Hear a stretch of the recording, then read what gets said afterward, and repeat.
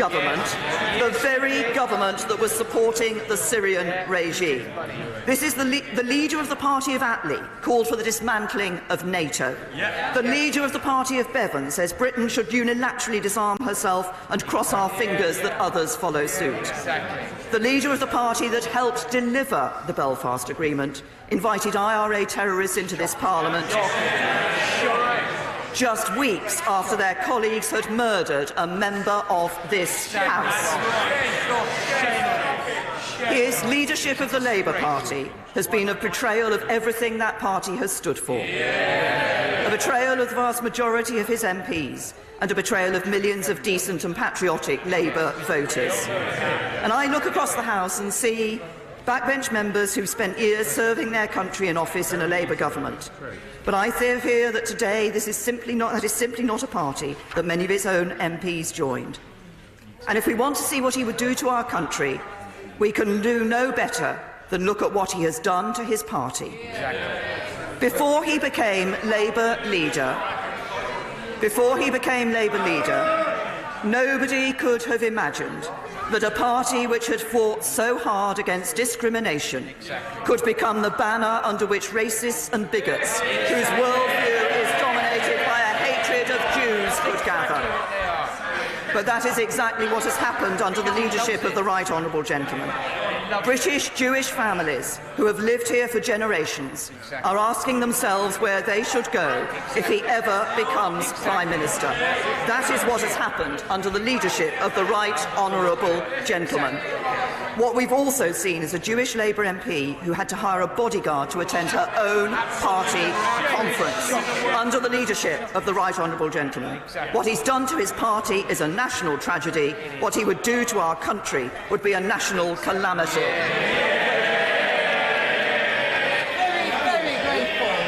Very grateful to the Prime Minister for being so generous and engaging in a debate, and as ever she could teach a few people lessons on that. Can I just go back to the question or the intervention from the Honourable Member for Hove, though?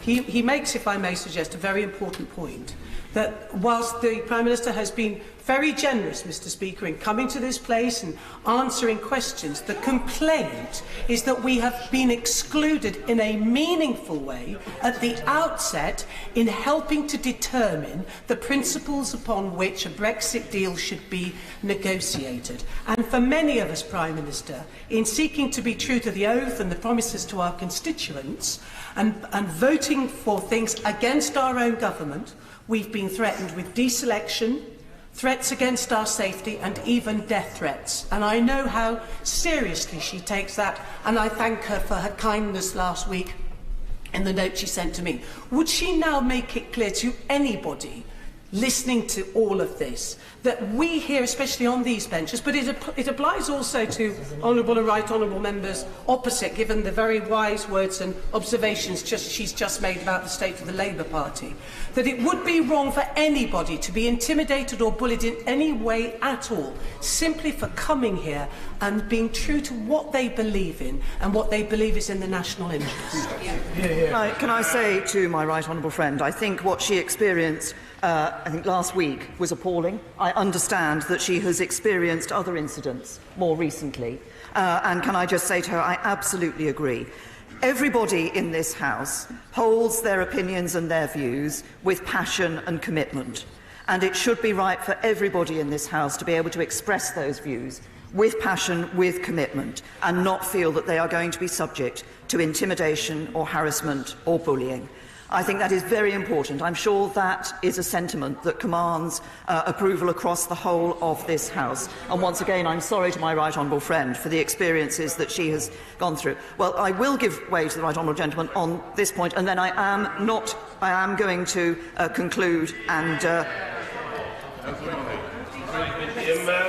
I'm grateful to the Prime Minister, but she must recognise that she has built a cage of red lines that produced a deal that was overwhelmingly rejected by this House. We rejected the deal because we rejected the cage.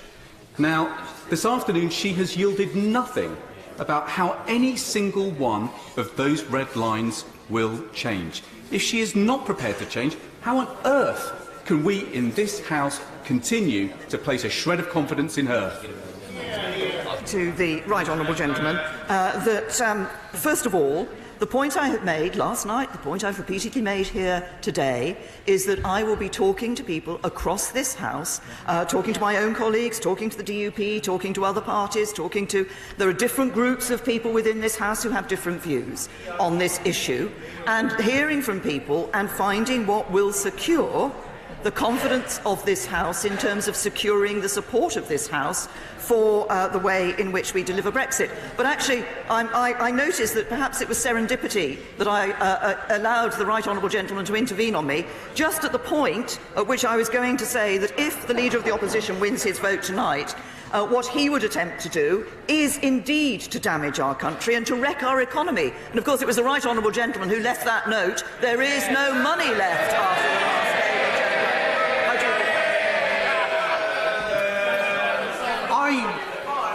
Mr. Speaker, was naive to honour a Treasury tradition that went back to Churchill with a text that is pretty much the same.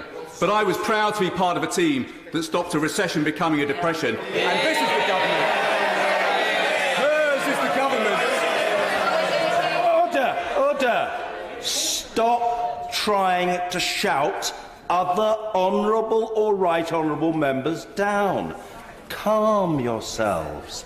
Liam Byrne. She was, of course, a member of the party that backed Labour's spending plans up to late 2009, and she is the one who's presided over a government that has doubled the size of the national debt. Can I say to the right honourable gentleman that, of course, yes, we did see what was happening in terms of the financial crisis and the impact that had, but of course what had happened was that a Labour Party in government had failed to take the steps to make sure that the party was country was in a position to be able to deal with those issues. What would we see if we saw Labour win this vote tonight? They would wreck our economy, they'd spread division, undermine our national security, and, as I've said earlier, on the biggest question of our times, he provides no answers, no way forward, and nothing but evasion, contradiction, and political gains. This House cannot and must not allow it. No, I'm about to conclude, so I'm not going to take any more interventions. We're living through a historic moment in our nation's history. Following the referendum that divided our nation in half, we dearly need to bring our country back together. And last night's vote showed that we do have a long way to go. But I don't believe a general election is the path to do that. And I don't believe that a government led by the Leader of the Opposition is the path to do that either. We must find the answer among ourselves in this House. And with the confidence of the House, this government will lead that process. Because this is the government that has already delivered record employment, put more money in the pockets of ordinary working people, and given the NHS the biggest cash boost it's ever received from any government of any colour. This is the government that is fighting the burning injustices of poverty, inequality and discrimination that for too long have blighted the lives of too many of our people. And it's the government that's building a country that works for everyone. And as we leave the European Union, we must raise our sights to the kind of country we want to be. A nation that can respond to a call from its people for change. A nation that can build a better future for every one of its people.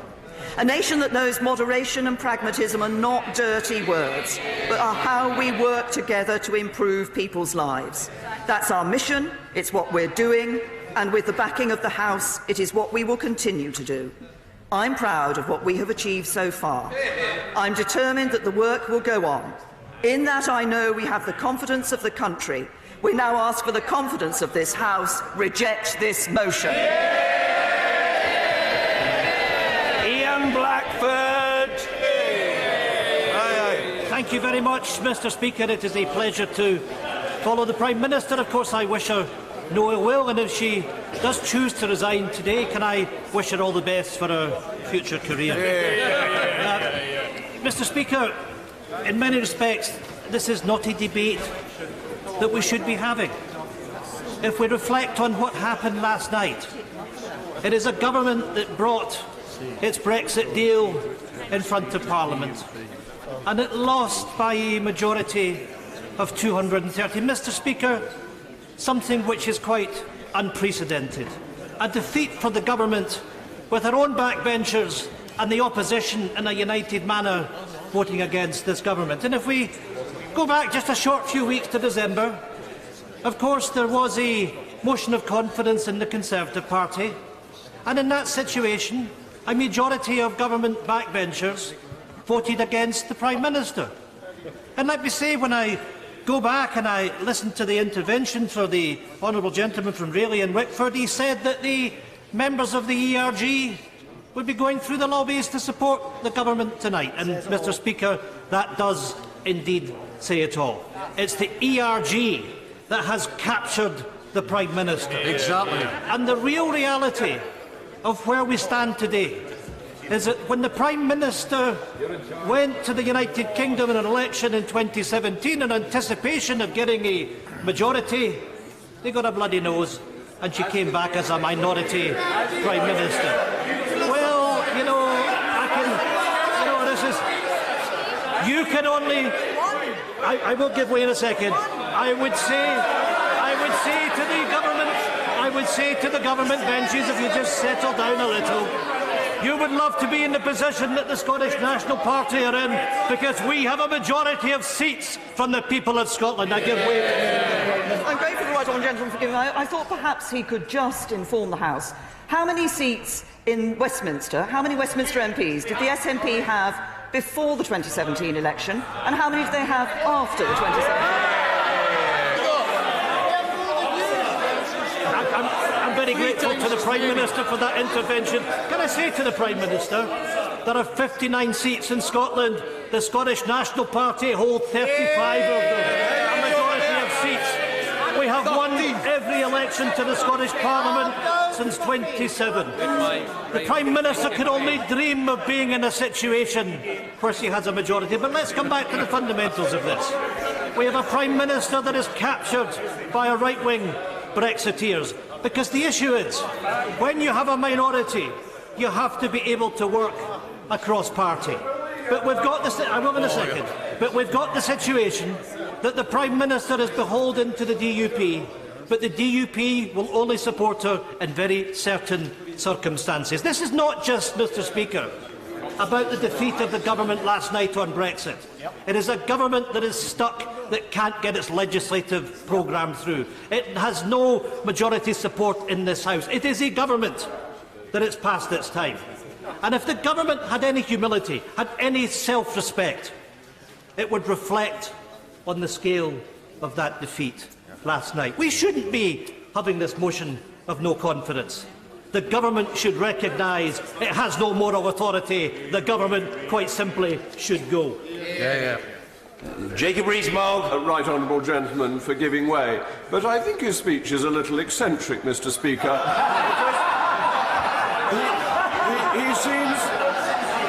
he seems to think that the ERG and the DUP control the Prime Minister. Why then did 120 of us vote against the Prime Minister yesterday? If we're in such control, we're clearly not doing it very well. Exactly. Well, perhaps let me explain. The honourable gentleman, in supporting a motion of no confidence against the Prime Minister, as he did, clearly expressed that he doesn't have the confidence of the Prime Minister. And what the ERG is seeking to do is to make sure that the government delivers what they want, which is a hard Brexit, a no-deal Brexit perhaps, against the interests of the majority of the people in the United Kingdom. But here is the reality. Having listened very carefully to what the Prime Minister has said today, there is no change to the government's position. The red lines remain in place. And I fear that what is really going on is that we have a government that is seeking to run down the clock in the knowledge that they have, and I will in a minute, safe in the knowledge that the Withdrawal Act has gone through, seeking to drive Parliament to the margins and to make sure that we do crash out of the European Union with no deal as a serious prospect. All of us, Mr. Speaker, should recognise the risks of no deal that no sane person in this House would support, and the government should unilaterally take that risk to all of us and to all our constituents off the table. I happily give way. I thank the honourable gentleman. He must agree that the Prime Minister is a record setter, record levels of poverty, record levels of homelessness, and now a record defeat in majority that any government has had. Now, maybe not in our lifetime. Do you think that majority will ever get beaten? Well, I would say to my honourable friend, because he is my honourable friend, it's a record level of lack of humility that we see from this government, and he's absolutely right. We have had 10 years of austerity from this government. People are hurting. We can see that through the poverty figures. We can see it through the forecasts of the increase in poverty that will take place. And the harsh reality, I have to say to the honourable gentleman, we know from the government's own analysis that in any version of Brexit, that the economy of the United Kingdom will be weaker than it would be than if we stayed in the European Union. That is the fundamental point of this, and I say respectfully to the Prime Minister, I understand the issue of respecting the vote in 2016, but when the government knows that the economic circumstances of its citizens are going to be negatively affected, we have a responsibility to say to the people, on the basis of the information that we now have, we have a duty to go back to you, because nobody, Mr Speaker, irrespective of how they voted in that referendum, voted to make themselves poorer. And I have to say, and I say it with respect to the Prime Minister, that it is shameful that we are not being honest with the people of this country. We need to waken up. We need to waken up, and let's take the announcement from Jaguar Land Rover. Now, I know there are many reasons why Jaguar Land Rover are restructuring. We know it's to do with diesel cars, we know it's to do with China. But at the same time, Jaguar Land Rover made it absolutely crystal clear that Brexit is a fundamental issue which is driving that restructuring. No government, Mr Speaker, should be in the situation that it wants to put unemployment on the table, that unemployment is a price worth paying. That's what happened under Thatcher, and this government, at its peril, would take the risks with the economy and the livelihoods of the people of the United Kingdom. I thank my right honourable friend for giving way. And it's really not the time come for the country to see that the Tory party, not by their words, but by their actions, are now enacting a policy of moving us towards a no-deal Brexit. I am very, very grateful from my dear and honourable friend for that point, because I have to say to this House, and I have to say to the people of the United Kingdom, I am worried. I am really worried about what we are doing. And the risk of a no deal is something which is unthinkable. I need to make, with respect, I know there are many people that want to speak, and I do have to make progress. I will take interventions later on. But we have to be honest with people as to what these risks are, and I can say to this House that we in Scotland want no part of it. If the Government and the Prime Minister wants to drive the bus over the cliff, we will not be in the passenger seat with this Government. Neither are you, mate. Mr Speaker, you know, we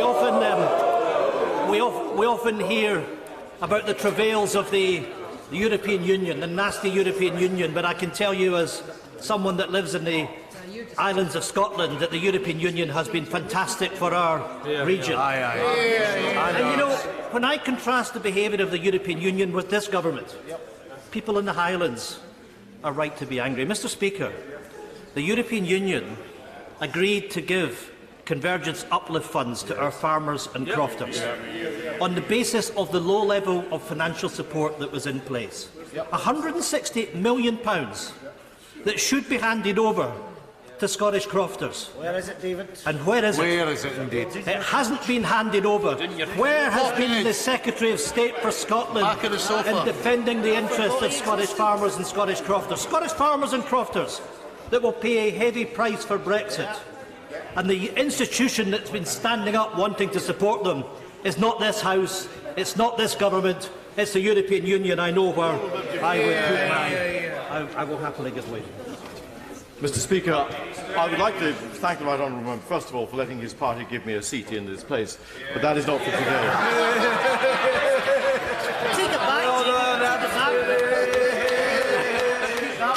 Mr Speaker, what the right honourable member says is quite correct, and it was a question that I put to the Prime Minister yesterday, which is that so much in terms of infrastructure projects would not have happened in my constituency had it not been for the European money, and this was crucial in halting the terrible drain of our brightest and best from the Highlands to leave and never return home again.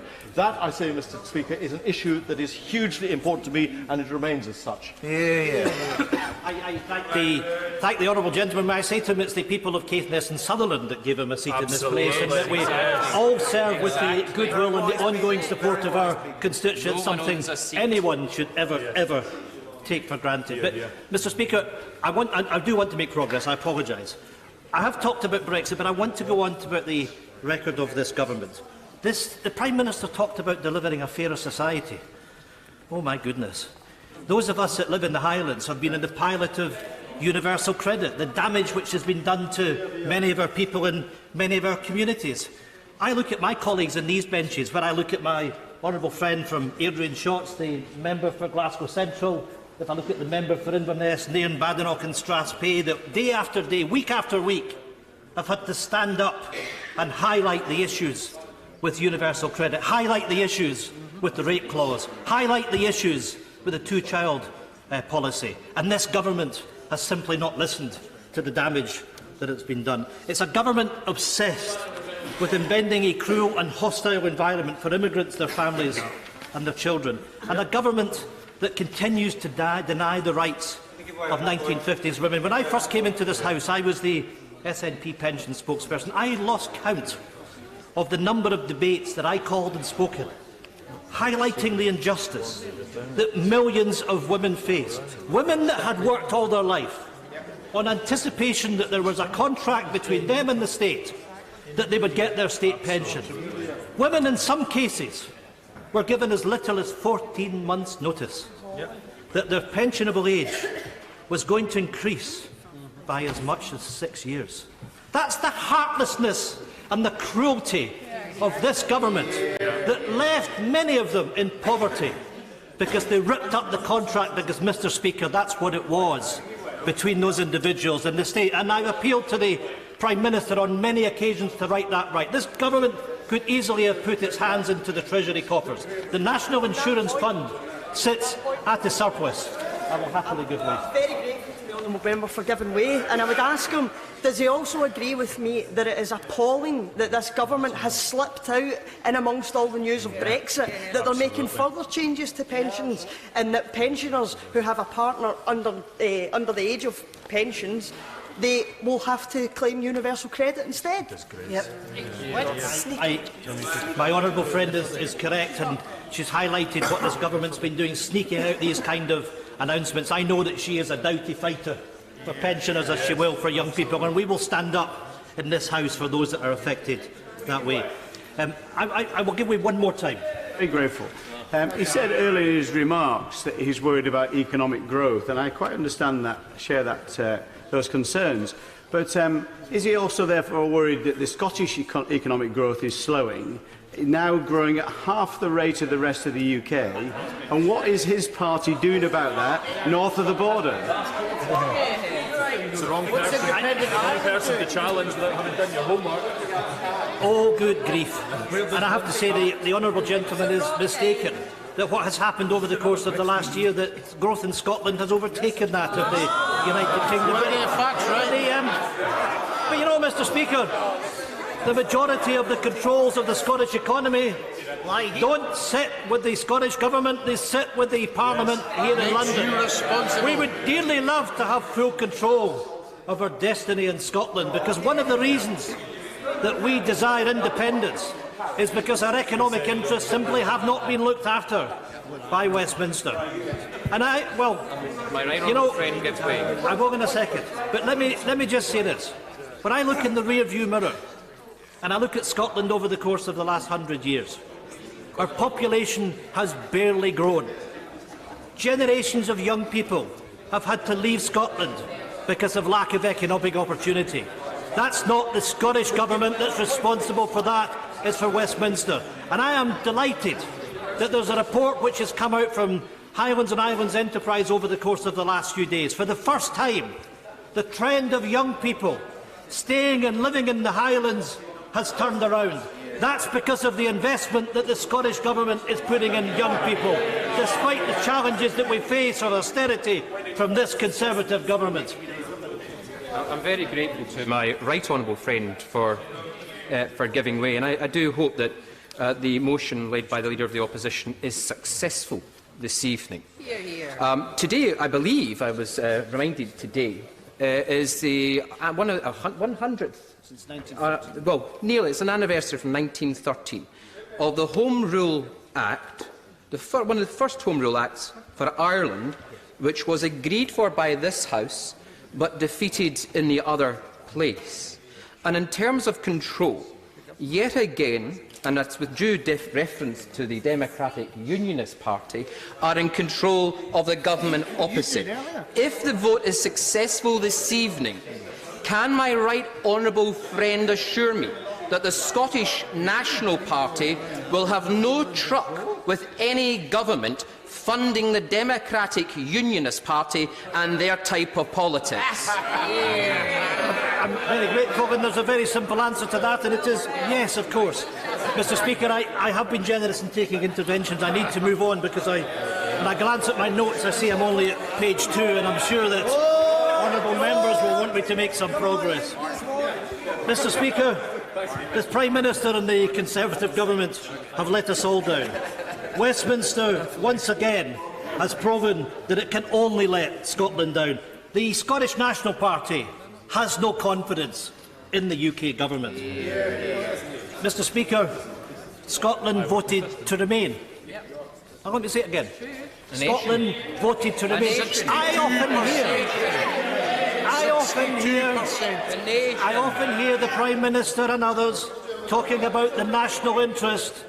I would ask the Prime Minister to reflect on the fact that this is our nation of Scotland, in a family of nations. And when we were told in 2014 that if we stayed in the United Kingdom, that our rights as European citizens would be respected, what we find is that this government completely ignores the wishes of the Scottish people and wants to drag us out of the European Union against our will, to take away our rights that we have as EU citizens. Mr. Speaker, it can be no surprise that the contempt shown to Scotland by the Tories over the past couple of years has strengthened and reinforced the case for Scotland to be an independent country. Mr. Speaker, it's coming. Every reasonable attempt to compromise and to protect Scotland's interests by the Scottish Government has been spurned. The powers of the Scottish Parliament have been eroded. This place has taken back control. Well, I can hear the scoffing from the Tory benches, but when the Withdrawal Act went through, the SNP membership went up by 10,000 the next day, because the people of Scotland know that the Secretary of State for Scotland sat and did nothing, as the powers of Scotland over fishing, over farming, over agriculture, over the environment were taken back against the wishes of the Scottish Government.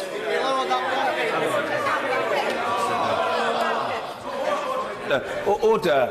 The House is overexcited, and although the right honourable gentleman is well able to look after himself, he must be heard.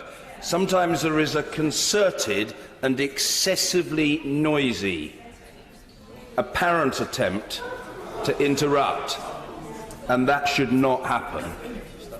Stuart Malcolm MacDonald. They are a curious bunch, Mr. Speaker.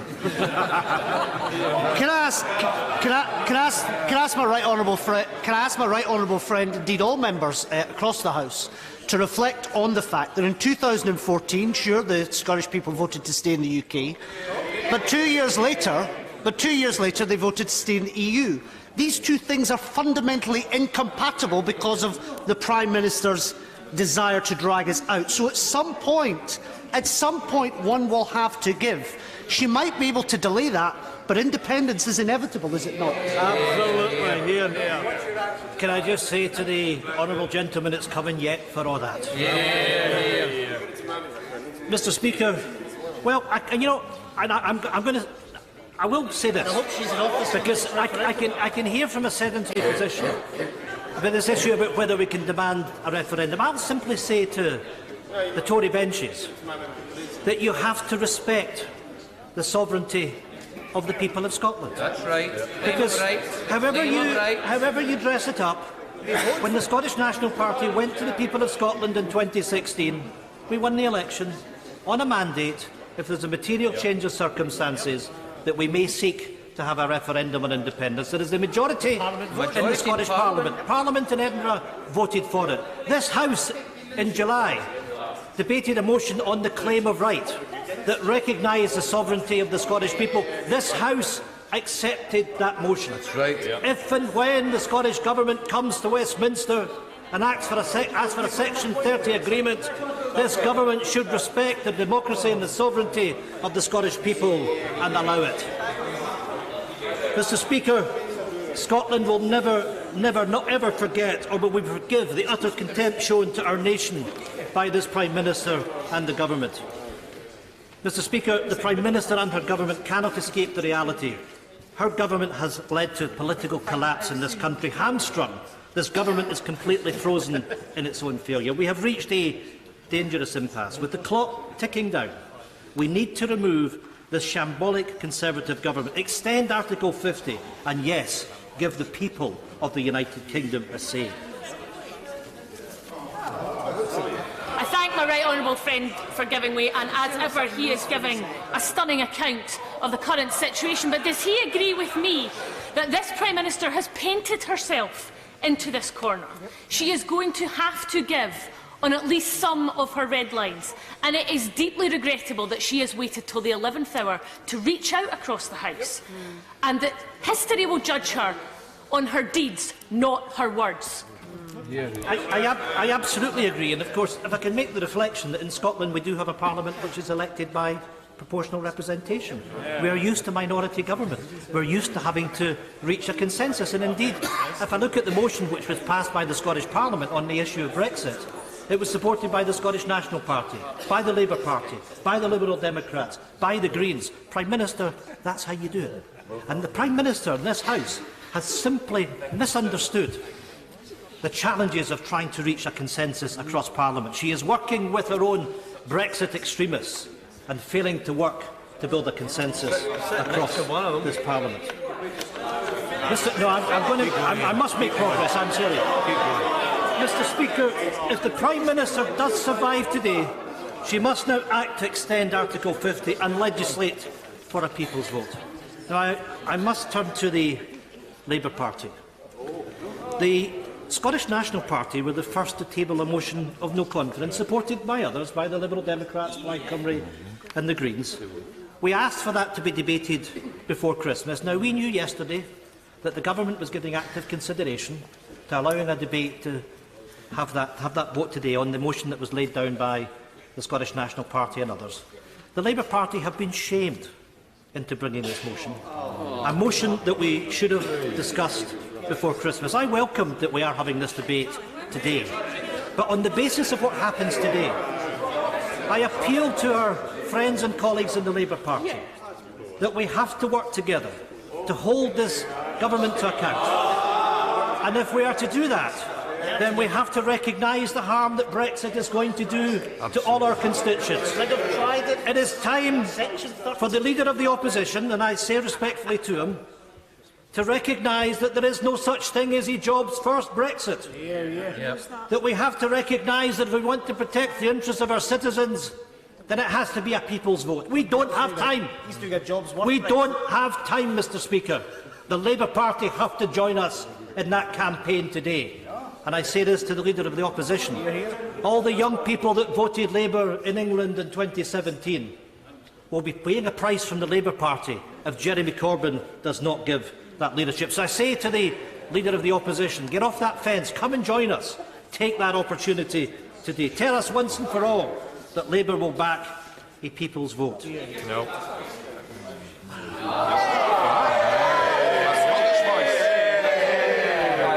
I'm honoured Mr. Speaker, I'm grateful to the Right Honourable Gentleman for giving way, and he mentioned the shame of the Labour Party. I wonder, would he reflect on the shame of the Scottish National Party in Edinburgh on a day when college lecturers in Scotland are striking, when teachers in Scotland are considering industrial action, when waiting lists are going up and our educational standards are going down? That is the record of the SNP government in Scotland. Is he ashamed of that as well?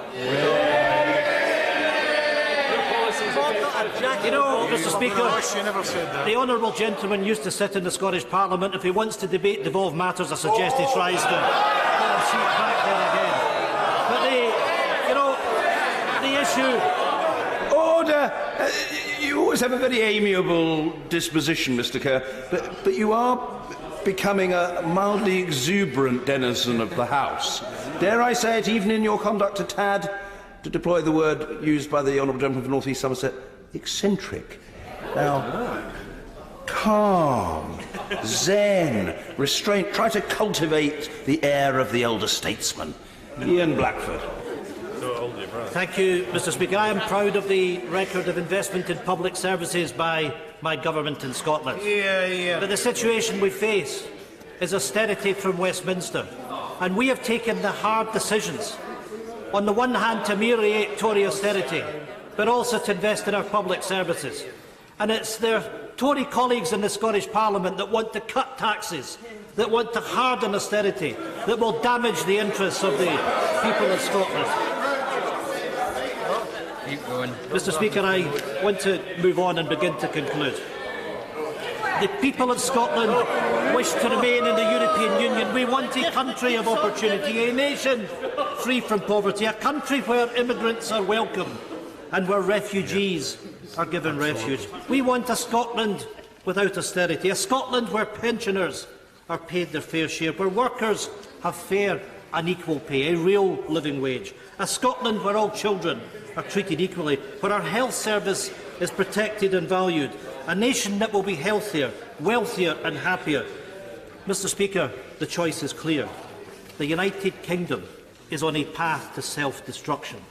Without a change of course, Brexit will see our economy smaller, weaker, poorer.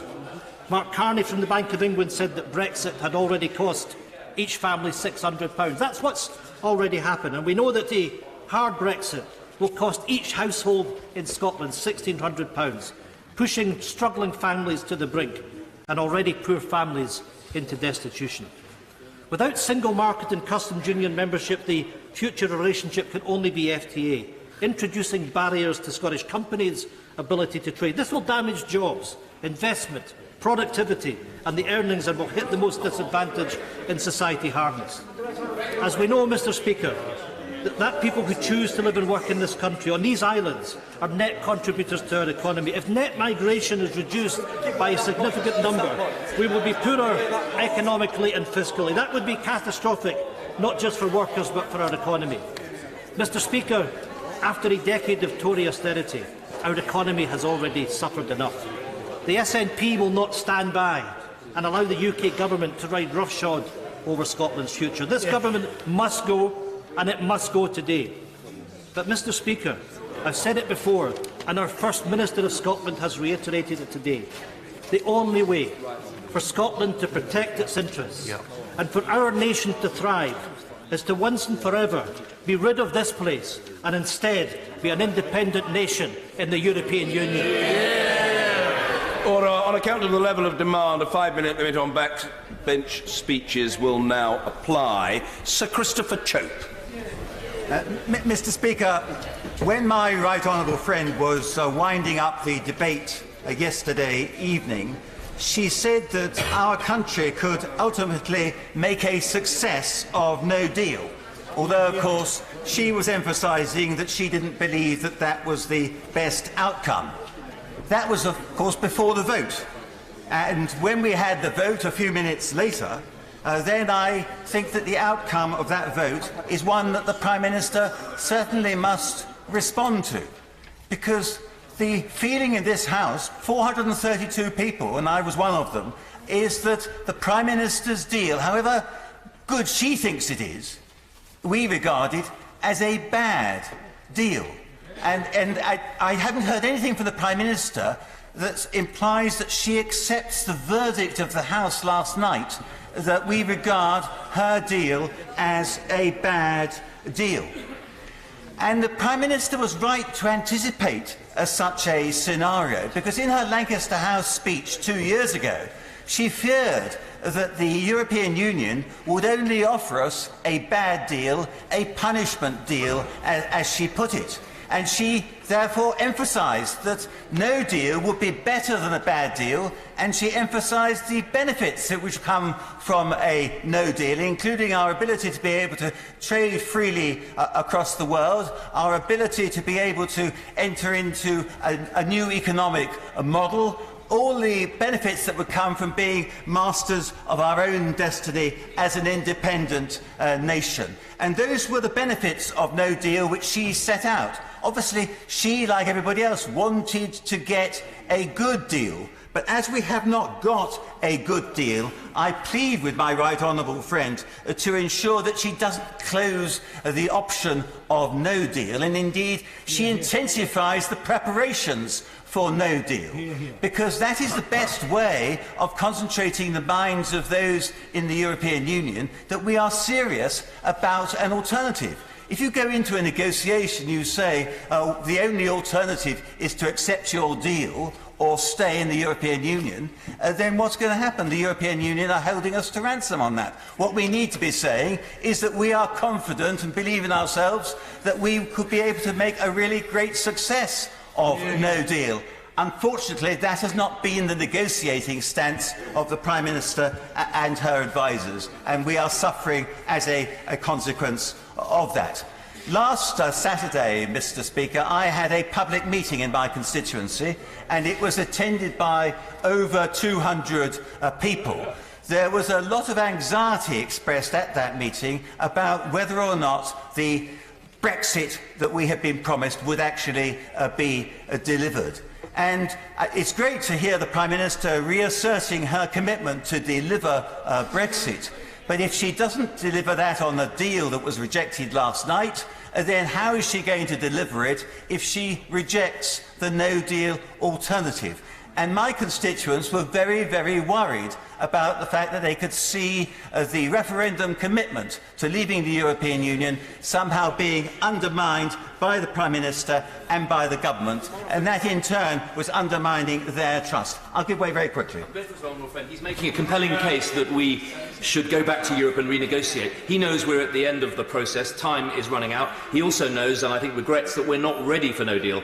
Isn't he actually making a case then to extend Article 50 in order to get the right deal that he will support? No, I'm not, because 2 years ago we were told by the Prime Minister that nothing was agreed till everything was agreed, and that everything was going to be agreed within 2 years. And we now know that nothing ever has been agreed effectively, certainly so far as the future relationship is concerned. Just trying to buy more time is not going to solve this problem. What needs to happen is that we need to leave the European Union on the 29th of March, and then we can have negotiations following on from that, when we will be standing on a level playing field, able to stand up for our own interests, and we will have called the European Union's bluff, because what they're trying to do is they're trying to undermine our ability to be able to do what we want to do in this situation. You expect, if you are unsuccessful in a conflict, that the victor will impose conditions upon the vanquished. What is happening here is that the European Union is seeking to impose conditions upon us, because we have got the temerity to want to leave the European Union. That is wholly unacceptable, and the government's negotiating position, I think, has been supine throughout. Okay. In terms of imposing conditions, if we go to no deal, we will go immediately to default WTO terms, including tariffs, for example, on lamb exporters of 40%, 12.5% of car, and we won't have a trade bill, it's not going to pass at the moment, to enable us to even do anything about it. Does he not see there are serious risks in that, going down that route? Blind ideology. Engage in trying to respond to all the scaremongering, and my honourable friend is good at the scaremongering. Let's recall the fact that our Prime Minister herself has said that no deal is better than a bad deal. The House of Commons has said that this is a bad deal. Therefore, why don't we go nap on no deal and get on with it and actually thereby deliver for the people the result that they wanted in the referendum? And certainly my constituents are looking eagerly towards the prospect of being able to have no deal on the 29th of March. I asked, no, I'm not going to give away anymore, I asked at the Brexit committee, I asked the Secretary of State responsible for leaving the European Union, I asked what would happen on the Irish border on the 30th of March. And it was conceded that there wouldn't be any difference to the current arrangements on the 30th of March. That is an example of the scaremongering that's going on about no deal. I regret that the government did not prepare more actively and further in advance for the no deal option. But now we must not let the government benefit from its own incompetence by saying we don't think that we're ready for no deal. We should be ready for no deal on the 29th of March, and that's why we need to accelerate the preparations for it. If asked by my constituents, Mr. Speaker, if they have confidence in the government, their reply would be not a lot, but a heck of a lot more than in the Labour opposition. And certainly they will have even more confidence in the government if they are confident that the government is not ruling out no deal, is stepping up the preparations for no deal, and is able to confirm unequivocally again that we will be leaving the single market, the customs union, and we won't be in a situation where we have to have people coming into our country without any control over our borders. Thank you. George Howarth. Mr. Speaker, it's a great pleasure to follow the honourable member for Christchurch, and I think he just demonstrated why the Prime Minister's offer to reach out to every section of the House, every section of opinion on Brexit isn't going to work. There is nothing the Prime Minister could do that the honourable gentleman, other than a hard Brexit, that the honourable gentleman would accept. And that, I think, encapsulates part of the problem that the Prime Minister has to deal with. In the Prime Minister's statements to the House on Monday, I said that she had the real problem that she had, and the statement she had made didn't alter the fact that she had, first of all, no majority, and secondly, because she had no majority, no authority, and thirdly, because she had no authority, she had a government effectively were of no use to the country as a whole. I think I didn't quite use those words, but that's what it amounted to. I listened very carefully to the Prime Minister in the intervening periods, and she has offered nothing really that anyone could work with. Had she been in the mode she was in following the vote last night, 2 years ago, or even 18 months ago, reaching out across the chamber to different parties, different strands of opinion, might have produced something different that would have been acceptable to the vast majority of people. I voted for Article 50, like many others, in the hope that we would come up with a Brexit that would meet the expectations and hopes of my constituents. The problem is that the Prime Minister's deal didn't do that. Yeah. And that's why we are now in the position we're in. Now, there's been a lot of comments about historical precedents in terms of Parliament and how long it is since a government was defeated by such a margin. And I decided, in a conversation I had last night, that I would look for other historical precedents that weren't about Parliament, but were about treaties or deals or bilateral agreements. And I came across this one, Mr. Speaker, and it's the Treaty of Tordesillas of 1494, and I think probably even the honourable member for North Somerset would struggle with that one. was around then. It was a treaty effectively between... It was a treaty effectively between Spain and Portugal, which tried to carve up the rest of Europe and decide who would get which colonies. And guess what, Mr. Speaker? The rest of Europe didn't agree with it, and it was eventually became defunct and never was implemented. And I rather think that the Prime Minister's deal rather resembles that treaty.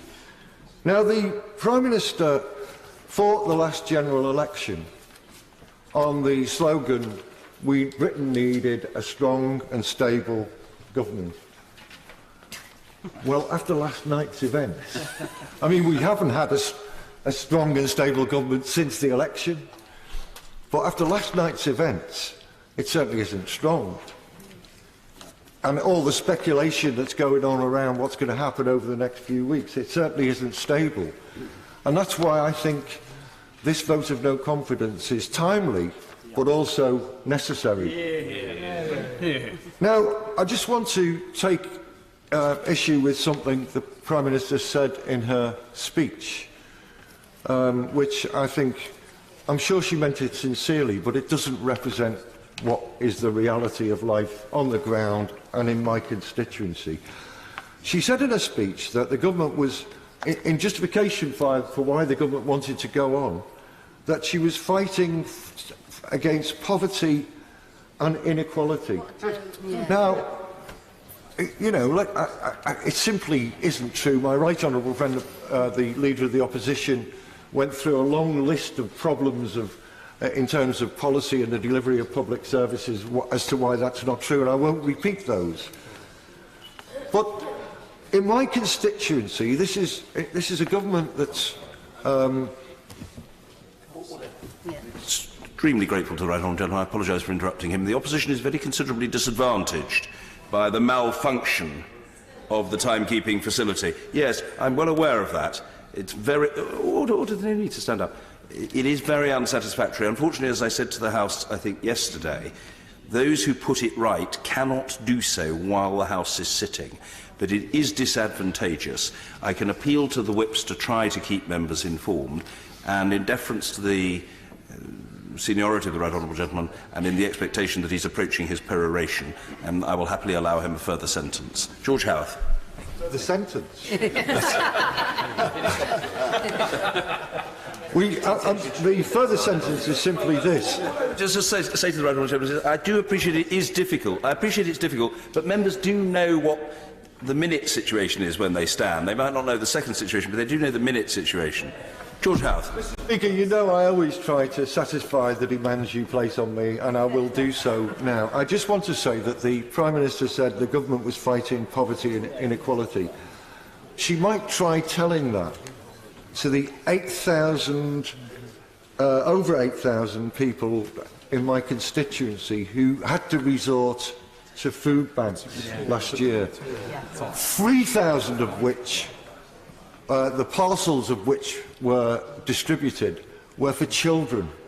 Is that a government that is fighting poverty and inequality? I think not, and it's a government that has run out of ideas and run out of time. I appreciate the right honourable gentleman's cooperation. Neil Parish. Thank you very much. It's a great pleasure to speak in this debate. I have absolutely full confidence in this government, and I shall be voting against this motion tonight. As I've been recently surveying, canvassing in Axminster, in Seaton, in Tiverton, in Cullompton and many of my other towns, I am amazed at the true support for the Prime Minister out there on the street. It really is quite amazing. Absolutely. They recognise that she is a lady who has taken on an almost impossible job, Mr. Speaker, to actually fulfil the referendum result. There was a people's vote, and that people's vote took place in 2016. It was the largest vote in a generation, and there was a clear majority to leave the European Union. And that is precisely what we must do.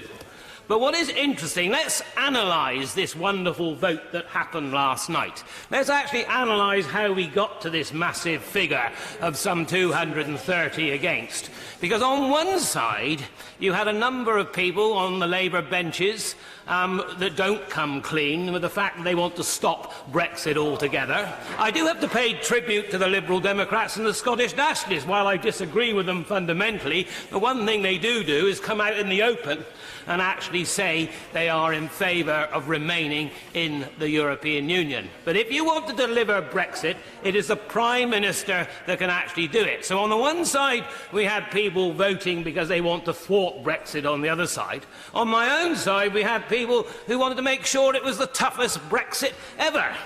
Those two lots of people have absolutely nothing in common, Mr. Speaker, whatsoever. Because when the Leader of the Opposition, I will in a minute, when the Leader of the Opposition stood up at the end and said, of course, what we need now to do is stay in the customs union, immediately huge groans from my own side, because that's precisely what they didn't actually want to do. So therefore, the Prime Minister has to get this deal through. Now, I very much support the Democratic Unionists and the border in Northern Ireland to make sure that the whole of the United Kingdom is actually treated in the same way. So therefore, there is work to be done. But does a hard Brexit actually help the Northern Ireland Irish situation? Does it help food processing? Does it help agriculture? It certainly does not, because of huge tariffs potentially and huge problems in the border. And I know very well, and on the island of Ireland, there is always a huge mix of processing, from the pigs in the north to the lambs in the south to the milk, going all the way round the island of Ireland. So therefore, let's be absolutely sensible and let's decide to have Brexit, not go back to the people's vote. I will give way. No. You're okay, right? Well, you asked to intervene. He did ask to intervene just now. Yeah. Okay, right. Thank you, Mr. Speaker. Will my honourable friend give way? I will. Mr. Speaker, it's an honour to give my honourable friend the opportunity to reflect on the next part of his speech by intervening on him, and I'm grateful to him for giving way. Would he also agree with me that in the light of the parliamentary arithmetic last night on the vote, and the vote that we are faced with today, that it would be infinitely better for this country to have the continued leadership of a Prime Minister that has the experience of negotiating so far, because it's only somebody with that experience and that knowledge of the detail that can in fact reach out successfully across this House to try and find a solution to this intractable problem. The right honourable lady is absolutely right, because we have a Prime Minister with experience. We have actually a Prime Minister that has actually stuck to her guns. That's what she is hugely criticised for, the fact that she has. We've got a Leader of the Opposition who actually can't work out whether he's in favour of a referendum, another referendum or not. He's not quite sure which way he would vote if there was a second referendum, and he also doesn't know when, if there was to be a general election, whether the Labour Party would take Britain out of the European Union or keep them in. So therefore, this is a leader that would actually negotiate with the European Union. Certainly not. It would never happen. And so therefore, we need to actually deliver. And when I talk to the people in my own constituency, and all of you across this House, whatever party you do, most people think, what on earth are we getting so worked up about? Why haven't we actually done it? And for goodness sake, get on and do it. And so why is it that, the Prime Minister is wrong and this House is right? Because I voted and campaigned Remain, but I actually accept the result of the referendum. But this House is not representative in any shape or form of the opinion of the people of this country, because people may have changed a little bit. You may have a second referendum and it might turn out that the result is 48% to leave and 52% to stay. What does that cure? Absolutely nothing. Let's have a third referendum, or let's have a fourth referendum. We have had a referendum and we need to deliver that.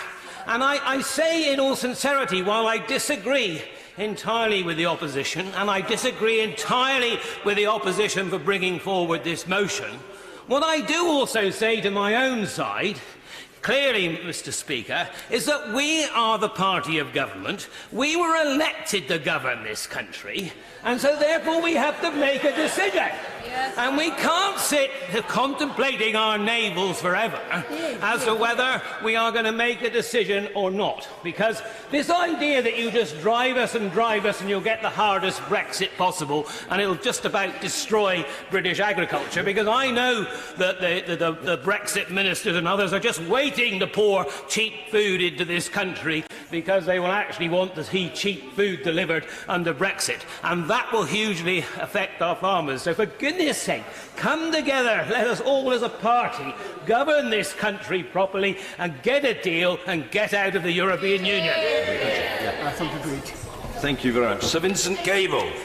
Speaker, we have adequate justification in this no-confidence motion in the numbers yesterday night, but I want to address not the numbers, which speak for themselves, but the arrogance that lies behind it. I mean, the reason why we're in this position is that when the referendum was conducted and concluded, this was treated as entirely a matter for the Conservative Party and totally disregarding the 48%, naturally now a majority, who voted the other way. And we had, unfortunately, in the Prime Minister's response today, we had that same arrogance, unwillingness to listen, which has brought us to this position. I mean, not only that, but we have a very badly divided country. But we need to ask, why are they divided? Who divided them? They were promised, not by the Prime Minister herself, but by her colleagues who've departed from the responsibility of government for the most part, things that cannot now be delivered. There are a lot of very, very angry, frustrated people out there, and whether we have Brexit or no Brexit, whether we have a referendum or no referendum, they are going to remain very angry. My view, which I think many colleagues share, is that the mature and British way of dealing with this is actually to go back and reason with them, to put the government's case and to accept what they're willing to, the verdict they're willing to pass on what the government has negotiated, possibly with variations. But the no-confidence motion today gives us another route, and I think a very welcome one. We could have a general election that would help resolve this issue. And it would be if the Leader of the Opposition was willing to say clearly, I lead my party on the basis that we will have a people's vote, and/or that Brexit will stop. And that would be a very clear dividing line which we could debate as a country, rather than a completely spurious debate about whether we have a semi-permanent customs union or a permanent customs union. Yeah. But my concern of no confidence is not simply about the handling of the Brexit negotiation. The simple truth is that the country has ground to a halt. Government is not functioning. As I reminded the House, I was part of a government that did work. It may have done unpopular things, but it worked. Decisions were made. Decisions were made. They're now not being made. Hundreds of civil servants have been taken off the work they should be doing for Brexit preparations. So crises are simmering in the background around housing, the funding of local government, social care, the prisons and much else. They are not being dealt with. The big mistakes the government's made around universal credit or the apprenticeship levy are not being rectified. There is no effective government taking place. It's not just that there isn't no government. We're having this horrendous waste of public money. I spent 5 years with my colleague, former colleague I faced, scrimping and saving for £1 million savings. The same people are now spending £4 billion on an exercise which has no purpose. They know, they are saying, half the members of the Cabinet say publicly, that the no deal isn't going to happen. We're not going to use this money. It is a complete, utter waste of money. I went through 5 years in government, and I think not a single minister was censured with a ministerial directive. I think so. Within the last few weeks, civil servants are refusing now to authorise government spending because of the recklessness involved in it. We've had confirmation for the Department of Transport, and I believe that there are other cases involved. So we're having reckless financing, we're having damage to the economy. When I left government, we'd been through a very difficult time, but it was the most rapidly growing country of the G7. It's now the slowest. Yep. We're now promised, even the government acknowledges, that Brexit, however done, is going to damage the economy. So what has to happen now? I think two things. First, we have an absolute clarity around the issue of stopping no deal. We've got half the Cabinet who are going around telling business and others it won't happen, and they're absolutely right to do it. But the Prime Minister herself has got to say it. It's a ludicrous, damaging proposition. And this glib idea that you can somehow have World Trade Organization rules. I've written an article yesterday in a favourite Liberal newspaper, the Daily Telegraph, explaining why this is absolutely absurd. But no deal has to be stopped. And then we have to move on to the fundamental question of how we get the endorsement from the public as to how we move forward. Thank you, Mr. Speaker. Thank you. Justine Greening. Thank you very much, Mr. Speaker. I will be supporting the government today. This is absolutely no time for a self-serving general election called by the Labour Party, when what the British public need this House to do is now focus our efforts on finding a route through on Brexit. The challenge on Brexit is not about whether it's Labour or Conservative. The challenge is precisely that Brexit is above party politics. And that's one of the principal reasons why this House has had so many challenges in finding a route through that people can coalesce behind. And actually, I think it comes on the back of a British electorate that has steadily grown more and more tired of some of the dysfunctional party politics that they see taking place in our country, and a party politics that too often prioritises short-term press release politics, playing to its core base, irrespective of whether that reflects where the British public are at, instead of being able to work across party if necessary to take the long-term decisions that actually deliver on the ground for the British people and for future generations. And I may have had my criticisms about my own government and its strategy on Brexit. I think it was wrong to disenfranchise the 48% and then tactically inept to disenfranchise the 52% by not delivering the Brexit that they clearly felt they were voting for. But the reality is, all we've seen equally from the opposition across the Green benches is absolutely, as one of their own said yesterday, dither and delay. And I think many people, when they look back on this time in our history, will feel like it was actually both front benches that failed to rise to the challenge of delivering on Brexit and a route forward. The reality we all have to understand is that party politics won't solve Brexit. And in fact, every single minute that we spend in this chamber today debating whether or not we should have a party political general election is a minute lost when we could have been talking about what kind of a consensus there is in this House for some sort of route forward on Brexit. And all the time, the clock is ticking down. I think the big question we all have to ask and answer is, how do we chart a route through as a Parliament through this now? What I would say to the front bench and the Prime Minister in particular is that this is not her Brexit process. The process on Brexit belongs to all of us, it belongs to our communities, and we have to now work together to find a path forward, and that means two clear things. First of all, it is now imperative that the Prime Minister doesn't just talk to the House and to parties, she listens to what MPs are saying, but it needs to go beyond that. She simply needs to allow this House to have a vote on the clear different options we have ahead of us, in the way we were able to have a meaningful vote last night on her deal. That is how you ultimately find out if there is a consensus for anything. There are many members in this House who clearly feel that delivering on Brexit, if necessary, now means we should depart with no deal. We should have a proper vote on that to test the will of the House.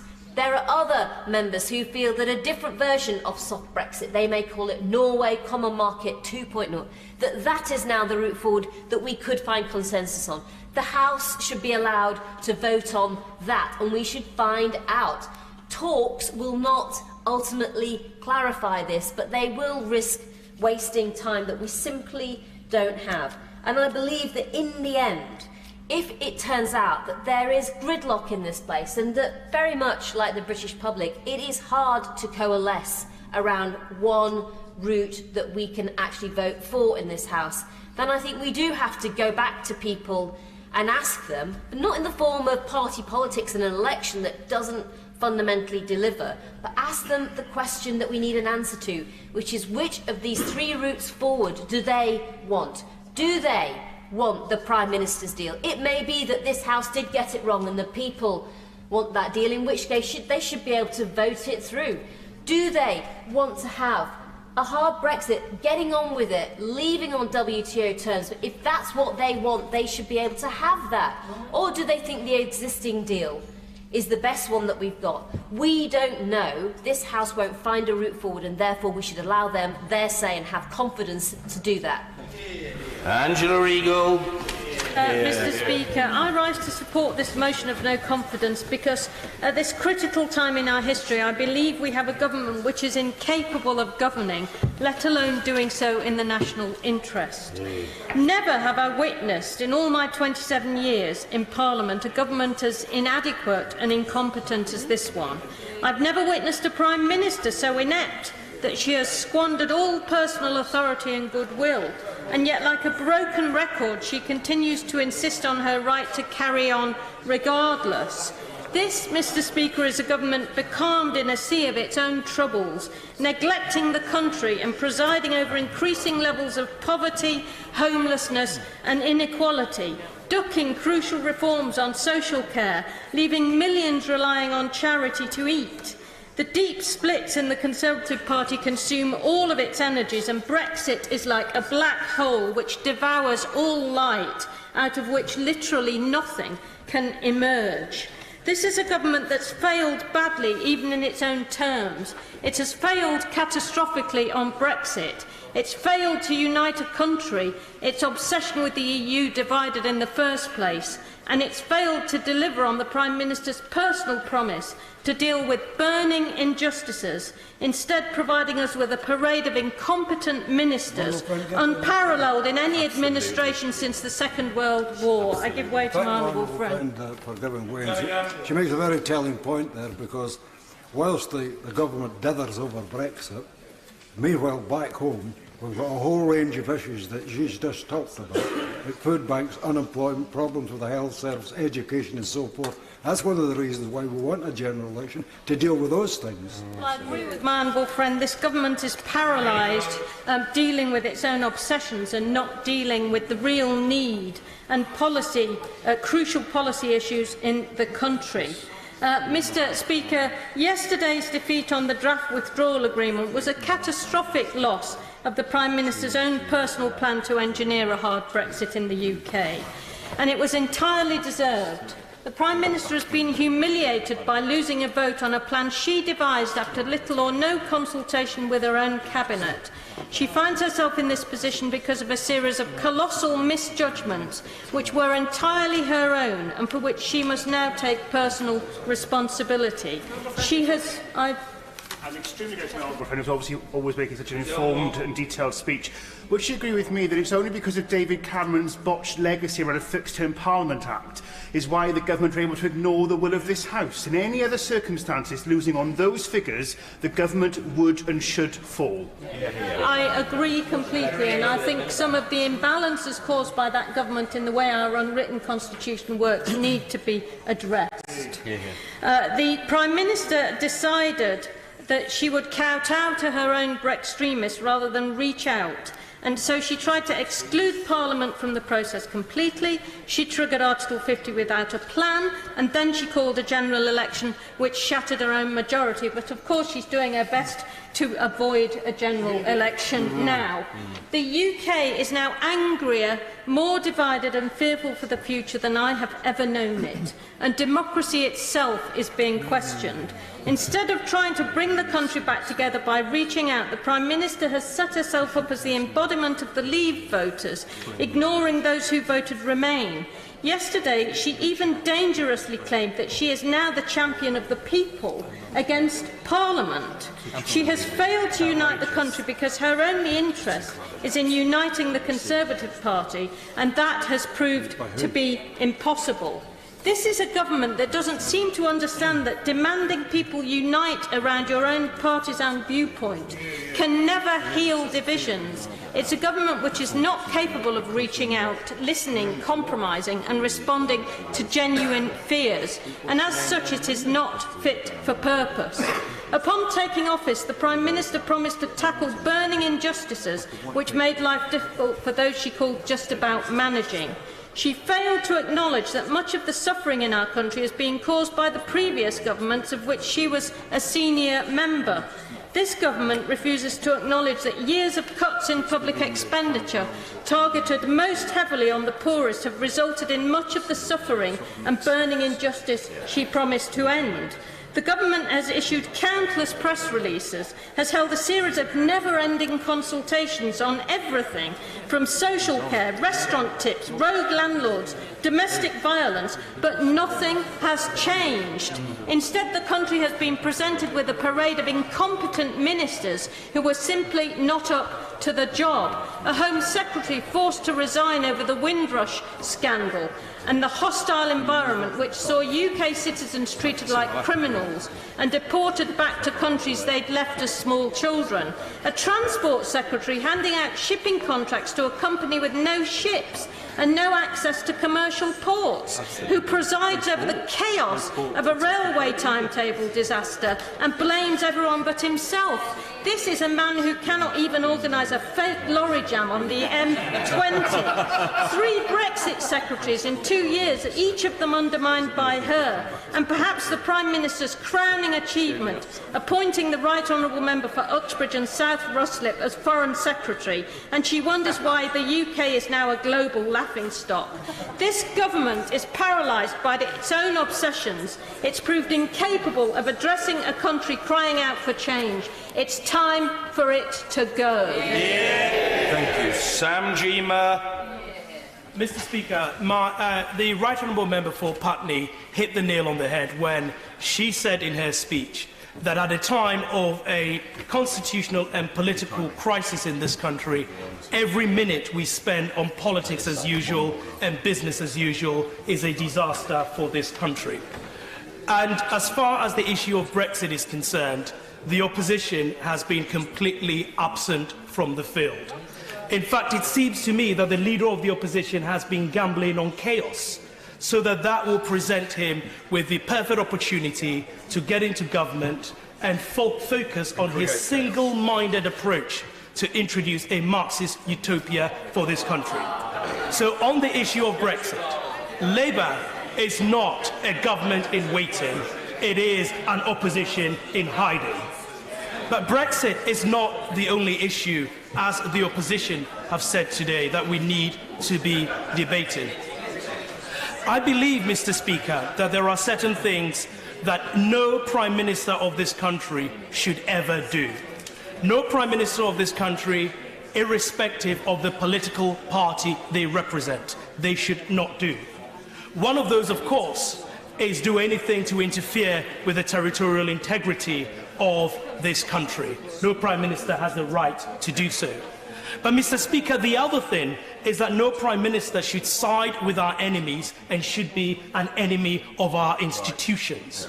Now, if we are wondering what the leader of the opposition would be like as Prime Minister, and it is important because if you vote no confidence in the government, you are suggesting that he should be the Prime Minister of this country. You only need to look at what happens to members on the opposite side who have a dissenting voice. Members on the opposite side who have a dissenting voice are threatened by a mob, and the leader of the opposition pretends it's got nothing to do with him. Now, on this side of the House, there are many of us who disagree with the Prime Minister. In fact, I am one of those, and we say so on the TV studios every now and again. But at least we say so in the confidence that we will never need police protection disagreeing with our Prime Minister on our principles. That is what has happened on the other side of the House. I'll take that intervention. I'm most grateful to the honourable gentleman giving way, and he's absolutely right. The first duty of the state is to protect your citizens. Looking at the comments made by the Leader of the Opposition previously, not having an army and the position on Trident, imagine that person running this country. Our country's security will be completely destroyed. What does he say to that? I'm going to come on to the security point in a second. But it's not just members on the other side who feel threatened by the mob. Journalists have needed protection at the Labour Party conference. It is one of their own MPs who called their party institutionally racist.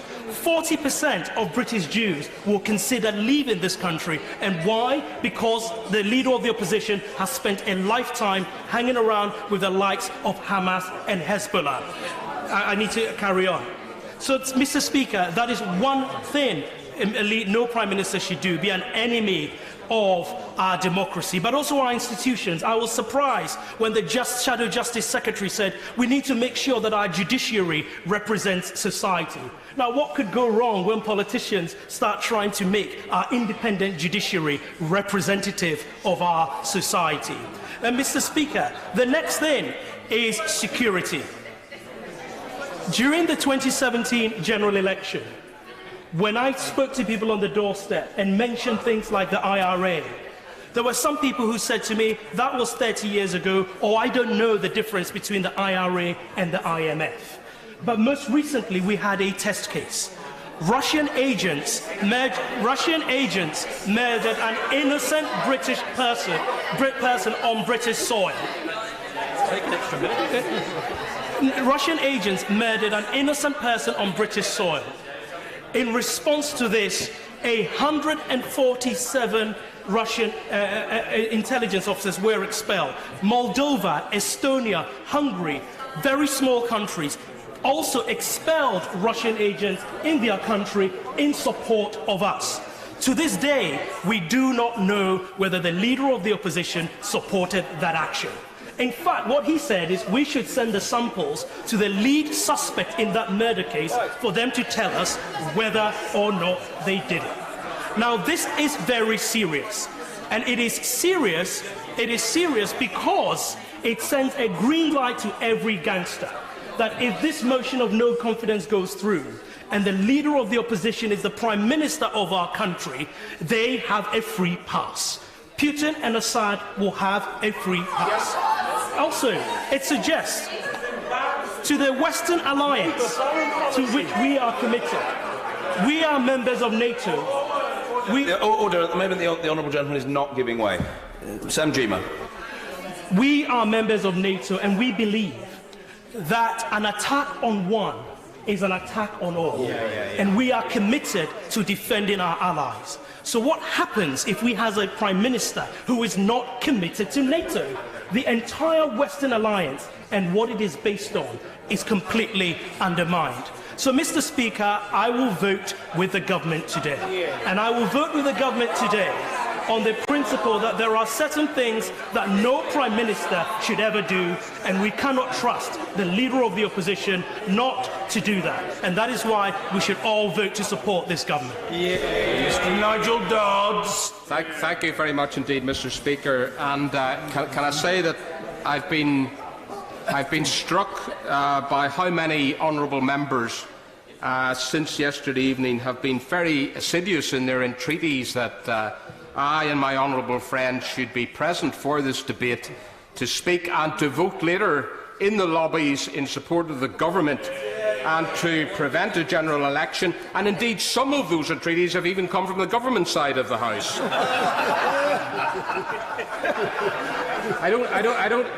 Never mind the people in the country not wanting a general election. In terms of indicative votes, I think if people had a real choice here privately and a secret ballot, there would be an overwhelming majority against a general election. Be that as it may, Mr. Speaker, we've arrived where we are at this debate in the aftermath of the Prime Minister, and it really was the Prime Minister's proposition that has been defeated by a record majority in terms of the withdrawal agreement. And last night's verdict was emphatic and it does require lessons to be learned if the Prime Minister is to secure meaningful changes to the withdrawal agreement, and I trust the lessons are being learned and will be learned.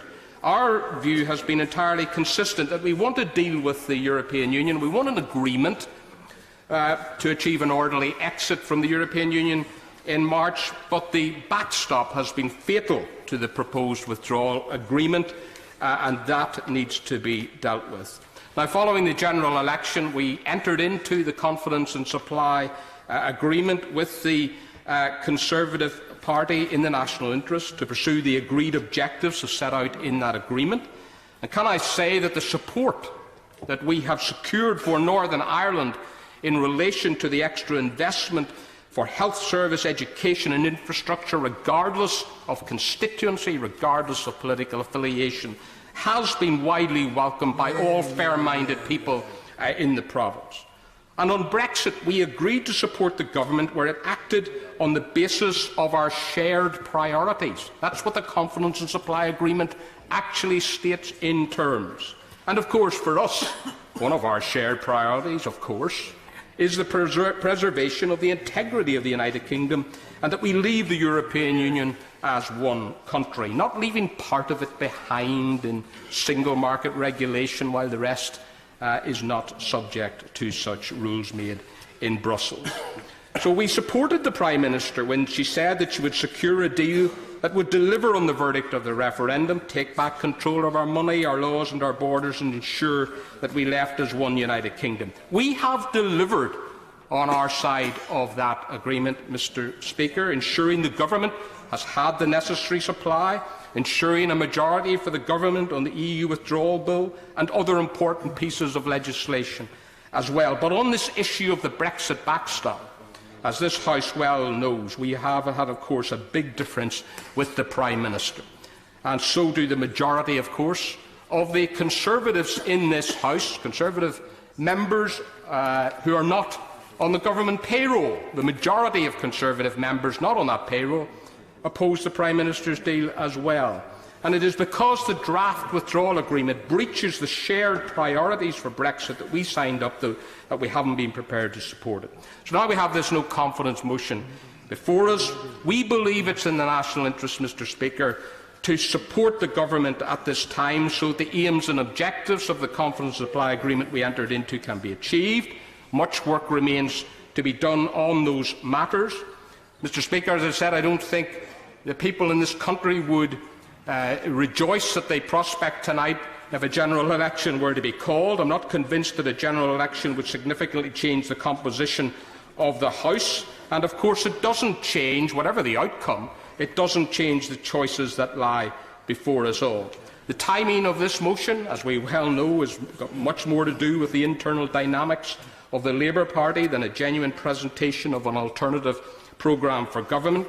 So we will support the government tonight, this evening, on this motion, so that the Prime Minister has more time and has the space to focus now on acting in the national interest on Brexit. And it's important that the Prime Minister now does listen and does deliver a Brexit that ensures that the whole of the United Kingdom leaves the European Union together. Thank you. George Freeman. It's a privilege to follow the honourable member for Belfast North. Mr. Speaker, we gather this afternoon to debate the Leader of the Opposition's motion that he should be Prime Minister. That, I think, will unite this party on this side of the House more than any other motion, and indeed unite the nation, long overdue after the divisions of Brexit. Mr. Speaker, if you'll forgive me channeling my inner Monty Python, I want to ask, what have the Conservatives ever done for us? Let's ask, what has this great party ever done for us? You're right, I mean, our record may not pass scrutiny. When you think about the mess we inherited from the opposition, stabilising the public finances, cutting the Labour deficit by 80%, leading a jobs-led recovery, creating over 1 million jobs from 2.5 million unemployment we inherited. The opposition are barracking because they don't like to hear it or hear it broadcast to the nation. But the nation should hear it. We've created over 1 million jobs in an extraordinary jobs-led recovery, applauded by the IMF. I will give way when I finish this point. We've introduced the national living minimum wage, helping over 2.4 million workers. You'd think they'd cheer that on the benches opposite. No, they're not cheering, because they want this election for a different reason. I will continue the list, Mr. Speaker. We've introduced apprenticeships, giving a whole generation of young, non-academic youngsters access to workplace. Over 3 million apprenticeships. We've introduced welfare reforms, which I do not think we've got totally right. But you, I'm sorry, Mr. Speaker, the opposition have taken every opportunity not to introduce sensible and positive reforms and work with us, but just to vote against every single welfare reform on principle, flying in the face of the public's wish for a welfare system that's there for those who need it, but isn't taken advantage of. Not only that, we've introduced tax cuts, Mr. Speaker, for the lowest paid, not the highest paid, on whose earnings we rely on funding public services, but the lowest. 32 million of our lowest paid workers have benefited from Conservative and Liberal Democrat-led tax cuts in the coalition. I haven't finished, Mr. Speaker. On NHS spending, not only have we put in the money that the Labour Party was saying at the last election, we've put in more, a £20 billion funding for our NHS, always safe under this party's leadership in its history. We've introduced a massive commitment on mental health, and I pay personal tribute to the Prime Minister on this. This party, not the opposition opposite, this party that made clear that the parity between mental and physical health must be achieved. We've introduced, Mr. Speaker, a pioneering industrial strategy, welcomed by Peter Mandelson, a once distinguished member of the front bench of that party, and which I was proud to play my part in. And we put 2% commitment into defence, so launched 2 new aircraft carriers, a new fleet of fighters. It's not enough, but defence is safe in this country. And even on housing, where I think we've not achieved all we should. We've built 1.3 million homes, 400,000 affordable homes, more than the party opposite, who now complain, ever did in their 13 years. And on education, we've led to a renaissance of education, with over 1.9 million children now in schools judged by Ofsted as good or outstanding. 1.9 million more people than under Labour. That is not a record that anyone should be ashamed of. It's a record to be proud of if you want to have a vote of confidence in this government. I'll happily give way. He's making a very good case as to why this should be a vote of no confidence in Her Majesty's occasionally loyal opposition. But does he also agree with me that this should be a vote of no confidence in the EU negotiators, who have continually failed to provide the legally binding annex on the backstop that would make all the difference to this deal? Well, he's probably right, but I don't want to be distracted from focusing on the issue at hand. Meanwhile, the Leader of the Opposition, our putative future Prime Minister, ladies and gentlemen, has broken promise after promise. On tuition fees, he promised a young generation that he was going to reverse them, and then reverse the promise. On debt, 1,000 billion extra borrowing and spending, taking us right back to square one in tidying up the mess we inherited. Mayor Khan has presided over a knife crime epidemic in London. He talks about it but doesn't deal with it. The Shadow Home Secretary, Diane Abbott, can't add up, let alone defend the police when they try and clamp down on crime. The truth is that the Labour front bench is exploiting the Brexit divisions. I hear the heckling from the party opposite, Mr. Speaker. They don't like it. They don't like it. But I'm afraid they're going to have to hear it if they want to have a vote of no confidence. And I won't dwell on the appalling unleashing of bigotry and intolerance on the Labour front bench that's turned a once great party into a disgrace. And on Brexit, on the point at hand, Mr. Speaker, the truth is Jeremy Corbyn, the Leader of the Opposition, is the Scarlet Pimpernel of Brexit. In the North, they seek him here, the champion of Brexit for the Northern Labour seats. In the South, they seek him there, the Scarlet Pimpernel champion of Remain. The truth is, the Labour front bench heckling me now have got more positions on Brexit than the Kama Sutra. Will the real Jeremy Corbyn please stand up, Mr. Speaker, in the pantomime politics? Order. This tendency now of members on both sides to refer to members of the House by name is quite wrong. Stop it. George Freeman. Mr. Speaker, the member for Islington North, will the real member please stand up? I was speaking this morning to channel my inner Leader of the Opposition, to Mark from Castleford on Talk Radio, who said to me, we don't need an election because we don't have an opposition, they don't have a policy, there is no choice. We need Parliament to get on and implement Brexit. In contrast to the cowardice of the Labour frontbench, can I highlight the bravery of many Labour backbenchers? In particular, those members who had the guts last night to stand up for their constituents and vote for a moderate, sensible Brexit. The members for Dudley North, for Bassett Law, for Rother Valley, for Birkenhead, for North Down, for Eastbourne. Members who know that if we break our promise to the British people, this place's credibility will be damaged. Mr. Speaker, Parliament has to sort this out. I welcome the Prime Minister's conversion to cross-party discussions, and I hope that the real member for Islington North enters the room. Thank you, Mr. Speaker. I rise to support this motion, not simply because the government has made a mess of Brexit, although it has, but because of the damage it has inflicted on people in constituencies like mine and to the fabric of our society. Both of those things are linked in the character of the Prime Minister, who is so narrow in outlook that she could not reach out across this House to get a Brexit deal we could all support, but instead chose to draw red lines to appease the extremists on her own backbenches. She talks of the national interest. In fact, she acts in her own interest of retaining power. And just as she cannot see further than that, she is unable to appreciate the circumstances in which many of our fellow citizens live. There are people in constituencies like mine who go out to work every day of their lives and are still having to go to food banks to feed their children because they earn so little or are on 0 hours contracts. And there are others too that we see every week in our surgeries. Elderly people who have worked all their lives and cannot get the social care they deserve in their old age. A lady who came to see me recently who cares for a sick husband, who has now taken on the care of her 2 grandchildren, both incredibly damaged in their early lives, and who is now denied the adaptation she needs to her home because there is no money left because local government funding has been cut so much. Another lady I saw, a victim of domestic violence, asked to take on her 2 children because it was feared her former partner was now abusing them. She did, but she is now trapped in a 1-bedroom flat because of the scarcity of affordable social housing.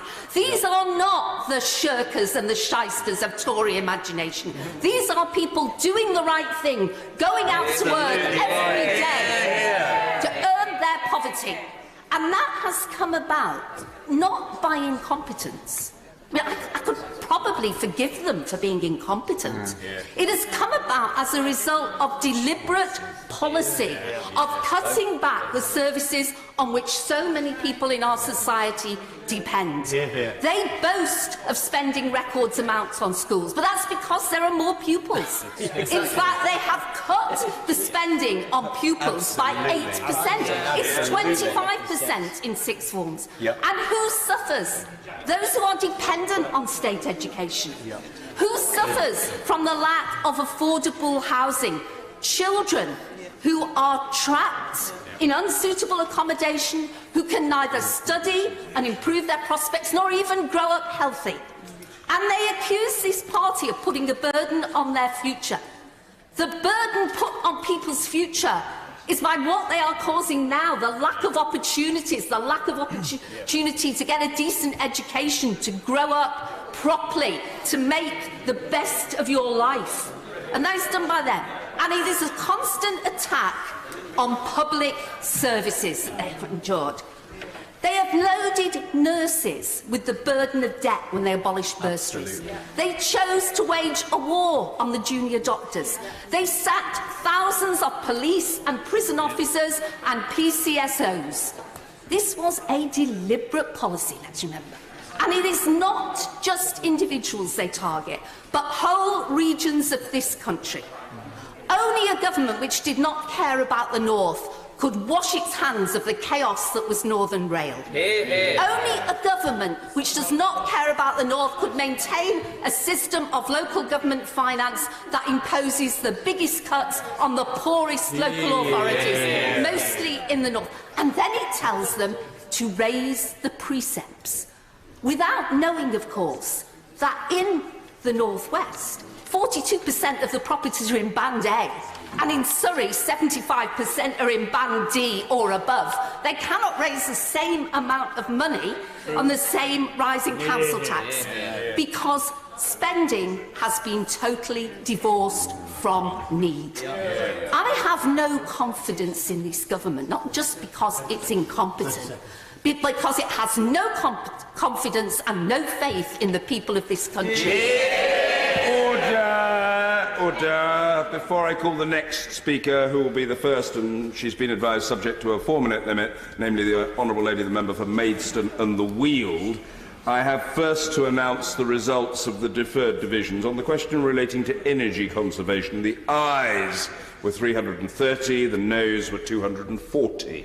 Of those members representing constituencies in England and Wales, the ayes were 302, the noes were 233, so the ayes have it. On the question relating to UK participation in the EU Agency for Criminal Justice Cooperation, the ayes were 577, the noes were 20, so the ayes have it. Mrs Helen Grant. Thank you, Mr Speaker. Mr Speaker, I'm very confident that a great future awaits the United Kingdom after we have left the European Union. We're the 5th largest economy, we have a judicial system revered the world over. We have time zones that allow us to trade with Asia in the morning and the Americas in the afternoon. We have the greatest diplomatic service in the world, and crucially, nations across the globe want to do business with us, thanks to many of the achievements of this government since 2010. But in order to seize those opportunities, Mr Speaker, as we leave the EU, this House, and indeed our country, needs to come together. And that coming together will require determination, effort, spirit and compromise from us all. We need to treat each other with more respect and work harder to understand the different points of view. Yes, sir. There are a number of reasons why I'll be supporting the motion of no confidence tonight. I could go into any number regarding universal credit or any other areas. But one of the key areas as to why I think the Prime Minister has let our constituents down is because this was her plan for Brexit. This was her red lines, and she has failed to get that through. Doesn't she believe, the Honourable Lady believe, that she has to take some responsibility, accept some blame and stop blaming everybody else? Well, I think that the point that the Honourable Gentleman raises has been covered a multitude of occasions already today and in previous debates. I'm not going to eat into my time here now because I've got some important and different points to make. There is also, Mr Speaker, a well-known expression that if you're shouting, you're losing. And at the moment, many of us seem to be shouting on both sides of this House. On a daily basis, Mr Speaker, like many other colleagues, I've witnessed taunts and lurid language as I've gone about my business near the parliamentary estate. Sadly, with an ever-present apprehension of a brick being lobbed or someone being punched. As a former domestic violence lawyer, I know too well that when tensions reach fever pitch, as they are right now, it's so easy for a situation that starts with some shouting and some jeering to escalate into physical abuse and worse. All of this needs to stop. I believe that it is our duty and responsibility as parliamentarians to find a solution which ends this Brexit deadlock and delivers for the British people. They need it and they deserve it. The answer is not a vote of no confidence in this government. No one could have worked harder and more patriotically than our Prime Minister to deliver this Brexit. The answer is not a second referendum with all the division and uncertainty. And the answer is certainly not a general election. We were all recently elected and re-elected in 2017. Our jobs are to take difficult decisions, find answers. That's what we're here to do. Our constituents rightly expect us to deliver. It is for this House to find a solution that works. We must come together. We must stop playing party political games. be willing to compromise, put the interests of our constituents and country first. And I will be supporting the government today. Ben Bradshaw. Mr. Speaker, I'm delighted that my right honourable friend has tabled and secured this motion. I shall, of course, be voting for it, and I hope it wins, because my constituents in the country desperately need a Labour government. I was proud and privileged to serve in the last Labour government, and I know what transformative power for the better a Labour government can be. We also desperately need a Labour government to steer this country through and out of the current Brexit crisis. So I hope we win tonight's vote and get a chance to change the government. But we need to be honest with ourselves and the public. If we do secure and win an election, we will still be facing the worst crisis in our peacetime history because of the mess the Tories have made of Brexit. And a general election in the current circumstances, and whether we like it or not, would be a Brexit election. We would need to be absolutely clear what our position was and what we would do in government. I've heard some suggestions that we should promise to deliver a better Brexit. Given the overwhelming views of Labour members and voters, I am not convinced that would be a winning strategy. I would hope that we would listen to our members and voters and to the country, which is tiring of this Brexit shambles, and that we would either campaign on a policy of staying in Europe or, failing that, promise to try to renegotiate a better deal before putting that back to the people in another referendum. The likelihood, however, Mr. Speaker, let's be frank, is that we do not win tonight's confidence vote. And in those circumstances, it is vital that we all put the national interest first and find some way out of this current crisis. More no-confidence motions, as some have suggested, are not the answer, and the Shadow Chancellor was absolutely right to rule this out on the radio this morning. There is no time for any more can-kicking at this moment of national crisis. We need decisions and we need leadership. The government, if after tonight it is still the government, has the main responsibility here.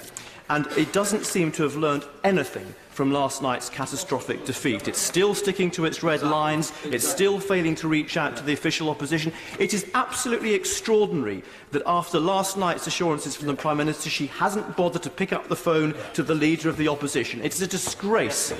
The Leader of the House was also indulging in yet more fiction this morning when she claimed on the radio that the Opposition didn't have a policy. We do. She might not like it, but we do, and if the government's serious, it needs to talk to the Opposition about it. I'm extremely doubtful. I'll give way.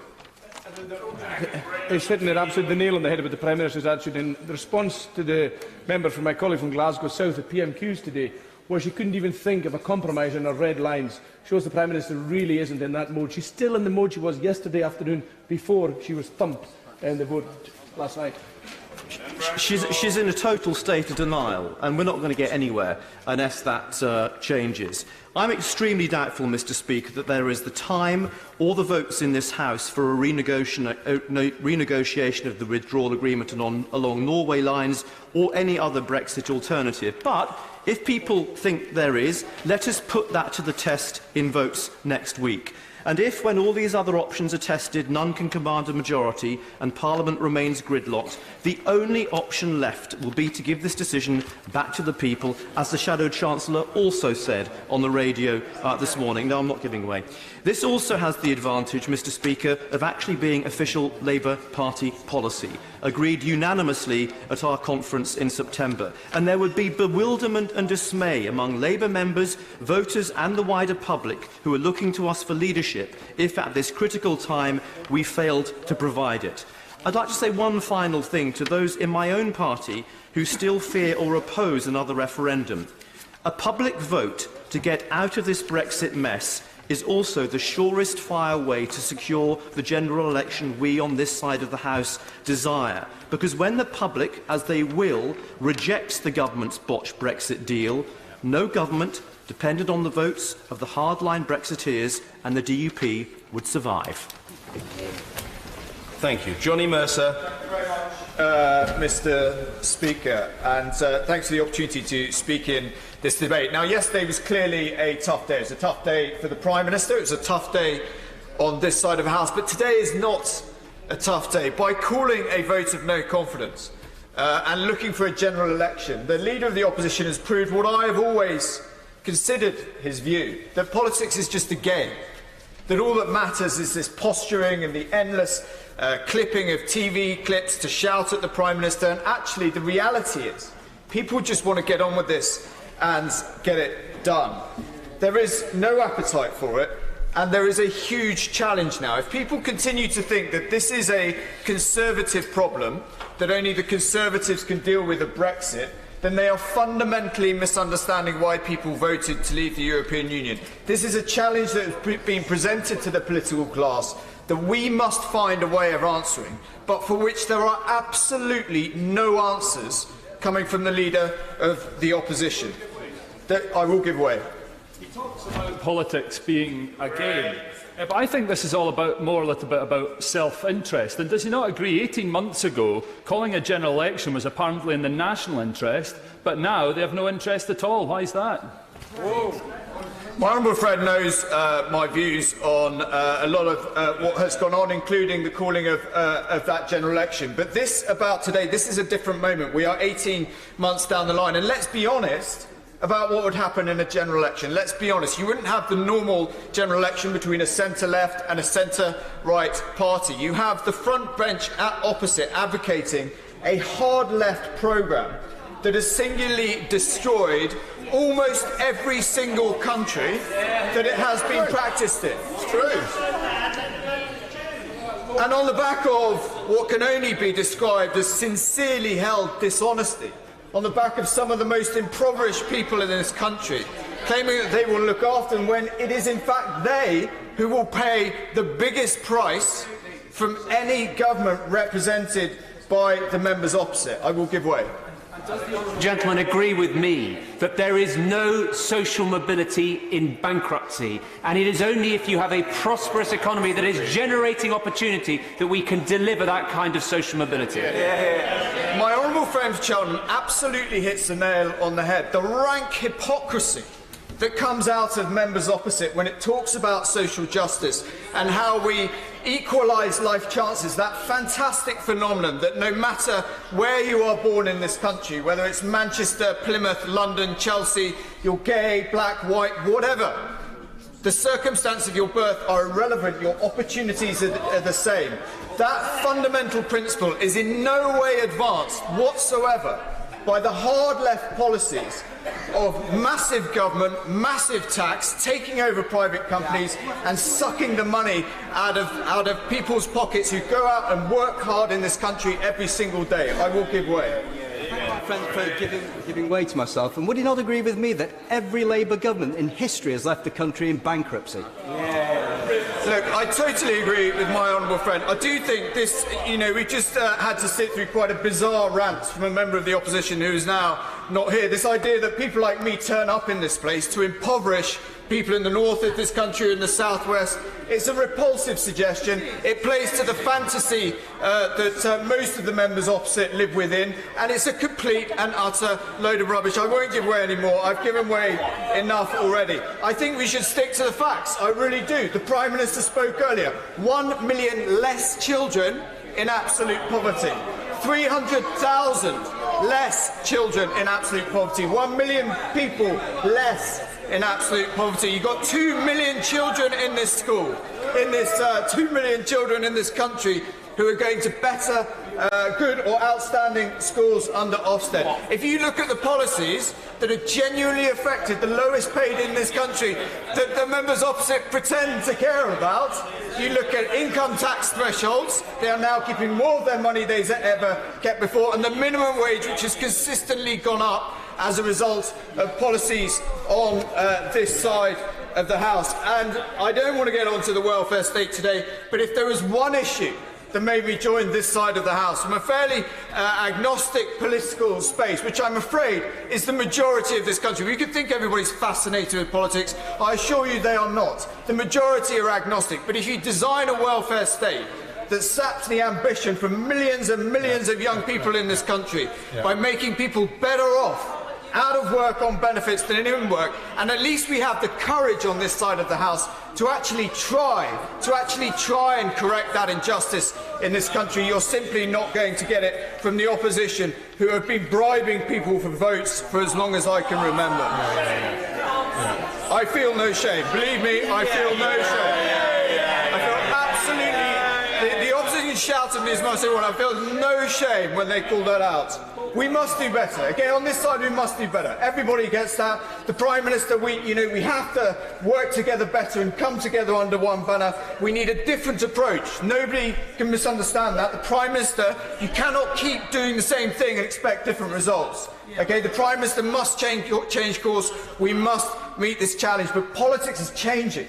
Politics is changing. We're either on the front of that wave and we're crafting it into something that we can then work with and produce policies that change lives in this country for those people we come to work for, or we can laugh at it, sneer about it and be changed by events. We have to change with politics. It's an exciting time. See Brexit as the opportunity that it is, not the hospital pass that some would make us think. It's an opportunity. Seize those opportunities, change the country. Thank you very much indeed, Mr. Speaker, and I'm grateful for the chance to speak in this debate this afternoon, and I thought the essence of our argument was laid out with force and passion and eloquence by the Leader of the Opposition this afternoon. The truth is the Prime Minister is charged this afternoon with the greatest political failure in modern times. On the most important question that this country faces, she has secured the biggest defeat that our country's Parliament has ever delivered. That, Mr. Speaker, alone should be grounds for her to go. How on earth does she think she is going to command a majority in this House when she cannot command a majority on the biggest question of the day?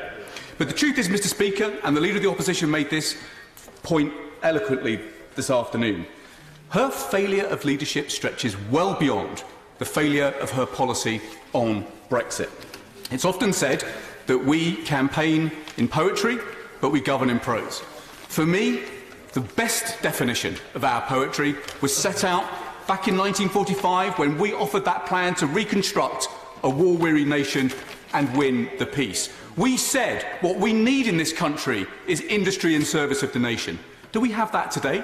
The Chancellor himself is the first to berate the terrible rates of productivity growth in our industry. The rates of productivity growth in our industry today are worse than they were in the late 1970s when we used to call it British disease.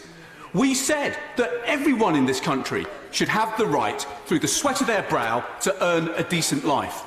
Yet, Mr. Speaker, half of the people in poverty in the West Midlands are in poverty. Half the people who work are in poverty.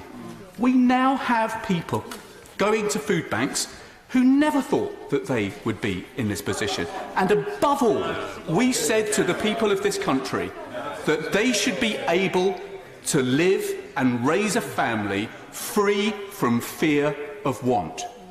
Well, on the doorstep of this Parliament, people are dying homeless. One of the 5,000 people who have died homeless over the last 5 years. Many people in this House, Mr. Speaker, know that I recently lost my father with a lifelong struggle with alcohol after he lost the woman he loved to cancer a few years older than me. I know firsthand how a twist of fate can knock you down. But for millions of people in this country, a twist of fate knocks you onto the streets, onto the pavements, into the soup kitchens where I work in Birmingham on a Sunday night. That is not the sign of a civilised and decent country, and it's something that this government should be ashamed of. Mr. Speaker, when the Prime Minister took her seals of office, she had the temerity to stand on the steps of Downing Street and say to an anxious nation that she was going to tackle the burning injustices of this country. She said that she was going to tackle the burning flames, and yet those flames now rage higher than I have ever seen in my lifetime. She now leads a government of shreds and patches, and we on this side of the House say that this country deserves better and she should do the decent thing and resign. Thank you very much, Mr. Speaker, and it's a pleasure to follow the Right Honourable Member for Birmingham Hodge Hill. Now, I don't agree with his conclusion in any sense at all, because I think it would be grossly wrong for us to have a general election. But I do agree with him when he talks about some of the very real problems that are existing in our country and which we have an absolute duty as a government to start to address properly, ruthlessly in many respects and thoroughly. And I'm delighted that my right honourable friend, the Secretary of State, for work and pensions is already beginning that work, the Honourable Member for Hastings, and she's already looking at universal credit to make sure that we are delivering a system that is absolutely fair. Fair not just for the taxpayer, but fair for the person who comes to rely upon universal credit. And I agree with the Right Honourable Gentleman. It cannot be right that we live in a country where if you are in work, you are relying on food banks. That is wrong. That is not the sort of country that I think we should have in 2019. And equally, I think we have a system which again can't be right, that when you're in need, you are given food vouchers and not often cash, which you also might need. But those changes are beginning to be made, and I think that's good and that's right. I think there is another problem, if I may say, Mr. Speaker. The government is undoubtedly set on the right course, but it's often being diverted because of Brexit. It has swamped almost everything that we want to do, and I know that we can do. But there's also a real democratic deficit that's opening up in our country. And I agree with my right honourable friend, the member for Plymouth Moorview, when he talks about the state of British politics and the extremism that is undoubtedly taking over. Now, anybody trying to suggest that the Labour Party hasn't been taken over by the far left is frankly living in fantasy land. We all know, we only have to go and look on social media if anybody's got any doubt about it. Look at the comments that are made from the far left, Momentum and all the rest of it. The whole tone of British politics has been grossly diminished, but also we all know about it. Let's try and be honest. There are many right honourable members sitting on the backbenches opposite who are in fear of being deselected, who fear the far left all the time. And more importantly, this country should fear the far left, who've taken over the front bench of the Labour Party, and goodness help us if we were ever in a situation where they would go into government, because they would undoubtedly cause the most appalling damage, especially to our economy. And of course I'll take the extra minute. Very grateful, Honourable Lady, for giving me. The problem that she's on at the moment, and the problem that she was there at the beginning of her speech when she talked about fairness, I would suggest it's not so much fairness as resources. There's plenty of resources in this country. It's the distribution of resources that's the problem. And that is why the Honourable Member there, the right Honourable Member there, is in the soup kitchens of Birmingham on a Sunday night because of the inadequate fairness of distribution of resources in the UK. That's where the problem is. That's why people reach to Brexit. That's why people are looking for weird places in the far left, because of that issue.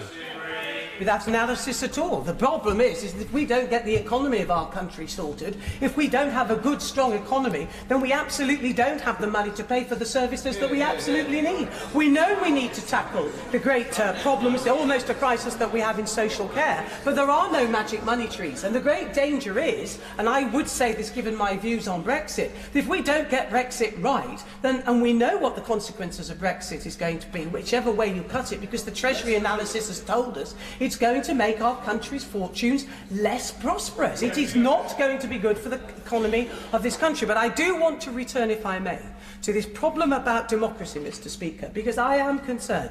I think everybody's almost given up on the Labour Party.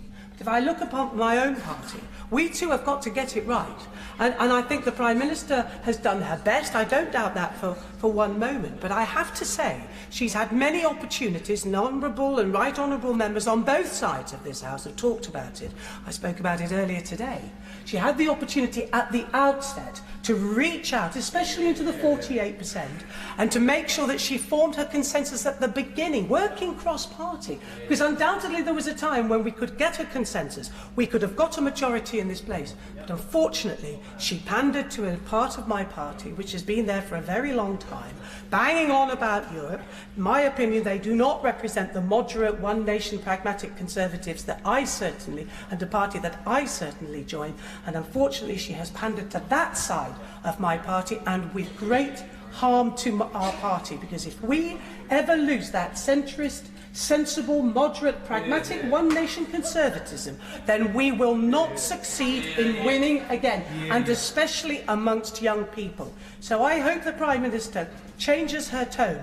The problem, Mr. Speaker, is her deal. She wants to get Brexit sorted and deliver it. She has to change her deal. She has to rub out her red lines and work with everybody. Laura Smith. Yay! Thank you, Mr. Speaker. I think it's a pleasure to follow the honourable member for Broxtowe, although I must put on record that I do completely disagree with the lines that she peddled out about my party. Mr. Speaker, we all came to this place knowing that each of us have been given a mandate to represent the communities that elected us. No one party won the general election in 2017. But the Prime Minister was clearly able to command a functioning majority in the House of Commons, and we have all had to acknowledge that reality. I didn't expect much from a Prime Minister that had promised a dementia tax, more grammar schools and an end to the ban on fox hunting. But I did, Mr. Speaker, have some hope that there were at least one or two policy areas where we might be able to park our party politics and begin to address the issues that matter most to those communities we represent. For example, I know that there are honourable members of the party opposite who share my concerns about funding for our schools, and the Prime Minister included funding for our schools as a priority in her foreword to the Conservative Party manifesto in 2017, which also committed to a real terms increase in funding for our schools.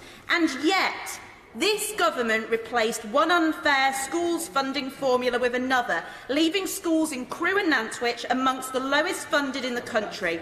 Cuts have meant that head teachers are using the pupil premium to keep their budgets afloat, and parents are being asked by cash-strapped schools to pay for teaching resources.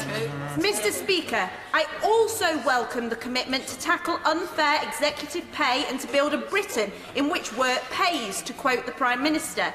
Yet while CEOs managed to scoop themselves an average 11% hike in their pay this year, ordinary working people's real wages remain lower than where they were in 2010, and millions of working families are set to be worse off under their deeply flawed universal credit system. During the 2017 election, I was pleased to hear the Prime Minister promise to fix what she admitted was a broken care system and bring a social care green paper. In July of that year, the government said, "We cannot wait any longer, we need to get on with this." By the time we got to November, they told us that it would be here by the following summer. By the time we got to the summer, they told us to expect it in the autumn, and then before the end of the year. Well, we're a long way from 2017 when it was first promised, and there's still no sign of a green paper. And in the meantime, Mr. Speaker, care providers in Crewe and Nantwich have been placed in special measures, care workers have all been ignored, and the elderly and most vulnerable in our communities have been neglected by this government whilst they pull themselves apart over Brexit. This government hasn't just failed people with the way it has handled the Brexit negotiations, they have failed on the economy, they have failed on our public services.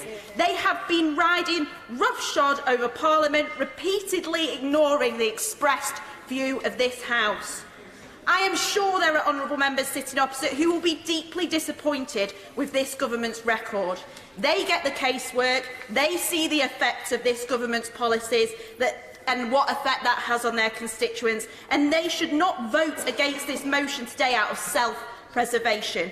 This isn't simply about the government pursuing policies that I disagree with or failing to meet my expectations. This is about a government that isn't even coming close to delivering on its own promises. And what's more, we have seen more than once that the Prime Minister cannot command a majority in the House, and we have got to break this Brexit deadlock. This government has failed our communities and left a trail of broken promises in their wake, and I think it's time we gave those we represent a chance to turn their back on these failed policies, just as this government has turned its back on their future.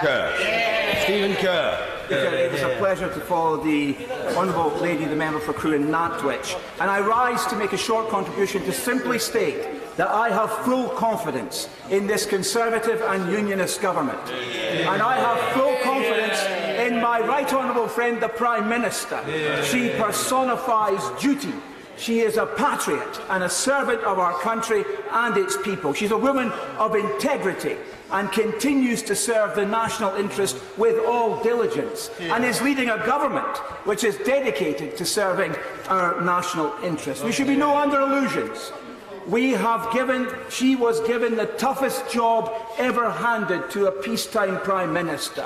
She has been asked to circle an impossible square, but I have every confidence that under her leadership we will honour the instruction of the British people and leave the European Union in an orderly and managed way. We must not lose sight of the real achievements of the last 9 years of Conservative-led government. The mess that Labour left, and they always leave a mess behind them, Mr. Speaker, is being cleared up. The deficit is down by 4/5. The public finances are being restored. The hard work of the British people is paying off. 1,000 new jobs have been created every single day of this government. Employment is at record levels, unemployment at a record low, and there is real growth in household earnings. We are delivering on our promise to make the United Kingdom the best country in the world to set up and scale up a business. We have the right approach. But he also confirmed that it escapes me whether in the manifesto it also said we will increase food banks, increase child poverty and cut in education real time. Absolutely not. We have the right approach to industrial strategy, the right approach to clean energy strategy, the right approach to new and evolving technologies. This government is tackling the grand challenges of our times. We are on the side of our people and our planet. We are rolling out the most important reform of welfare services ever undertaken, investing in our NHS for the future, and resolved never to compromise on the defence of the realm against the background of an evolving threat to our freedom. We have a proud record on delivering practical help to the poorest people on the planet. In my constituency, this government has delivered on a £90 million city deal, giving our city and district a bright economic future for all. And beyond this, Mr. Speaker, and this is core to who I am and what I stand for, we have a Prime Minister who believes in the Union. And it is heartfelt. Other people may have the words. She has the conviction. And our government is committed to strengthening the Union. And I would remind colleagues, and this we must never forget, the nationalists and the socialists sitting opposite are waiting in the wings. And we have a duty to our country to never allow them anywhere near the seat of government. Vernon Coker. Thank you very much, Mr. Speaker. I wish the honourable member for Plymouth was still in his chair, still in his seat, because we'd have the clash of opinion that we want in this House when he sort of says to me and people like me on this side of the House that saying something about child poverty, saying it's an absolute horror to walk past people who are homeless on the street as we walk into this Parliament. The fact, as a matter of public policy, this government drives people to food banks, not as a charity, not as something that good people do as volunteering, but something that is public policy. I'll tell him something, if that's a hard left programme, I'll stand on that in my constituency in Gedling, and I'll stand on that across this country. We're not frightened of saying that, Mr. Speaker. We're not frightened of saying that we believe this country deserves better, and we're not frightened of saying that we can do better. One of the things that the government has to accept, and I really want to come on to Brexit, one of the things I just wanted to say that the government has to accept, and my honourable friend made the point earlier on, I accept that members opposite aren't people who are uncaring about homelessness, or I wouldn't suggest that for one moment. What I'm saying, and the indictment of the government, is that pupils in schools who cannot get the special needs support they want, the people in hospitals who cannot get the care that they want, these things don't land from the moon. These things don't just happen. They are as a consequence of the policies that people in this House vote for. I'm not going to give way because loads of people want to speak, and so it's only fair to them. It's only because of those policies that that happens. And that is the realisation that comes across the country. I'll stand on the record of what my honourable friend from the front bench has said is important for this country. I'm perfectly happy to do that. But what I will also do is I will list the voting records of every single member of the Conservative Party and list to the people of this country what they've actually voted for, because we see the consequences of those policies every single day. Let me just say this, Mr Speaker, with respect to the Prime Minister. We are debating a no-confidence motion, and it is likely that this no-confidence motion will be passed. This no-confidence motion will be lost. Let me just say this, and this is the constitutional and political dilemma for this country. We are going, as a Parliament, to say we have confidence in a Prime Minister that we have no confidence in. It is a complete and utter constitutional fiasco. It is 230 members of Parliament, the majority was yesterday, and yet the Prime Minister carries on, clings on. The Prime Minister says she is the person to deliver a Brexit. There is a parliamentary majority, I think, for a sensible way forward.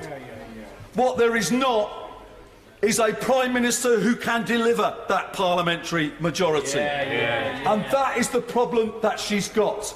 She's in hot to part of her party that stops her building that consensus across this party, across this Parliament. Let me also say this.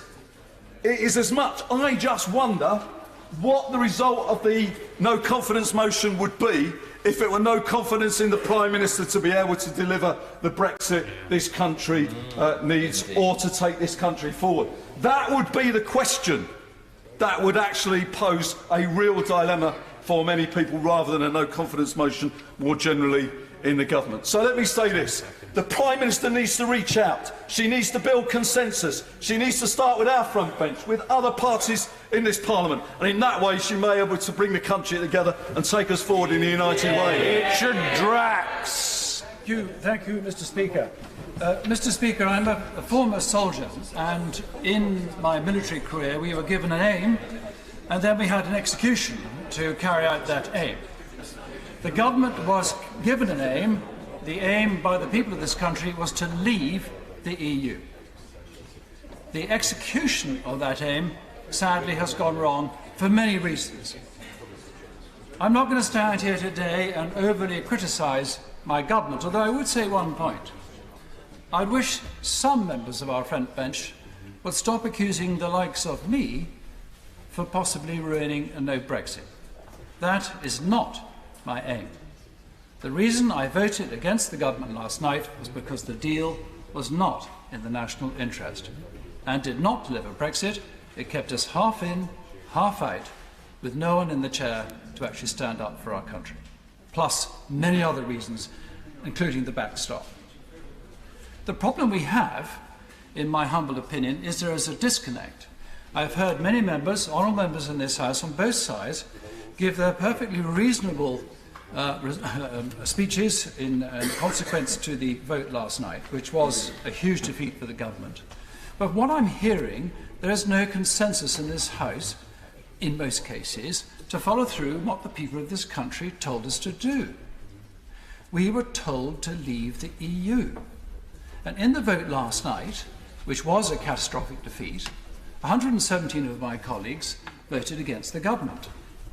The rest of those, the majority who voted against the government, did so for a number of reasons. There were some who don't want Brexit at all. There were some who want a second referendum. There were some who want a general election. Yes, I'm delighted to give way to honourable friend. Does my honourable friend share my concern on those that are asking for a second referendum? Why should anyone ever trust referenda or any electoral process if, when we're given a mandate to do something, we don't follow it through? Well, I agree with my honourable friend, and in my short speech on Monday, I made that exact point.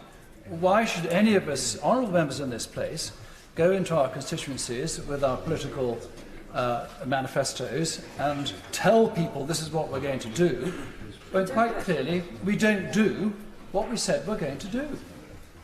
Who on earth in this country is going to believe us?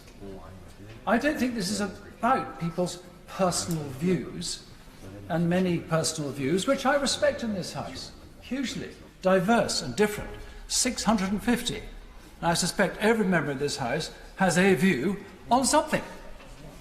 But the people of this country, who we gave the vote to, have told us to execute it.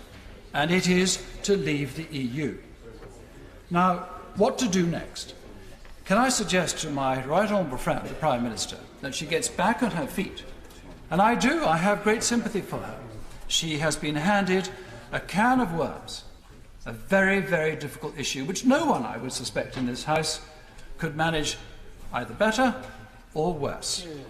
What I would say is that had she been firmer with the EU, and this is what we've got to do now, I believe, had we stood as a United Kingdom like a rock to say we want a deal, of course we do.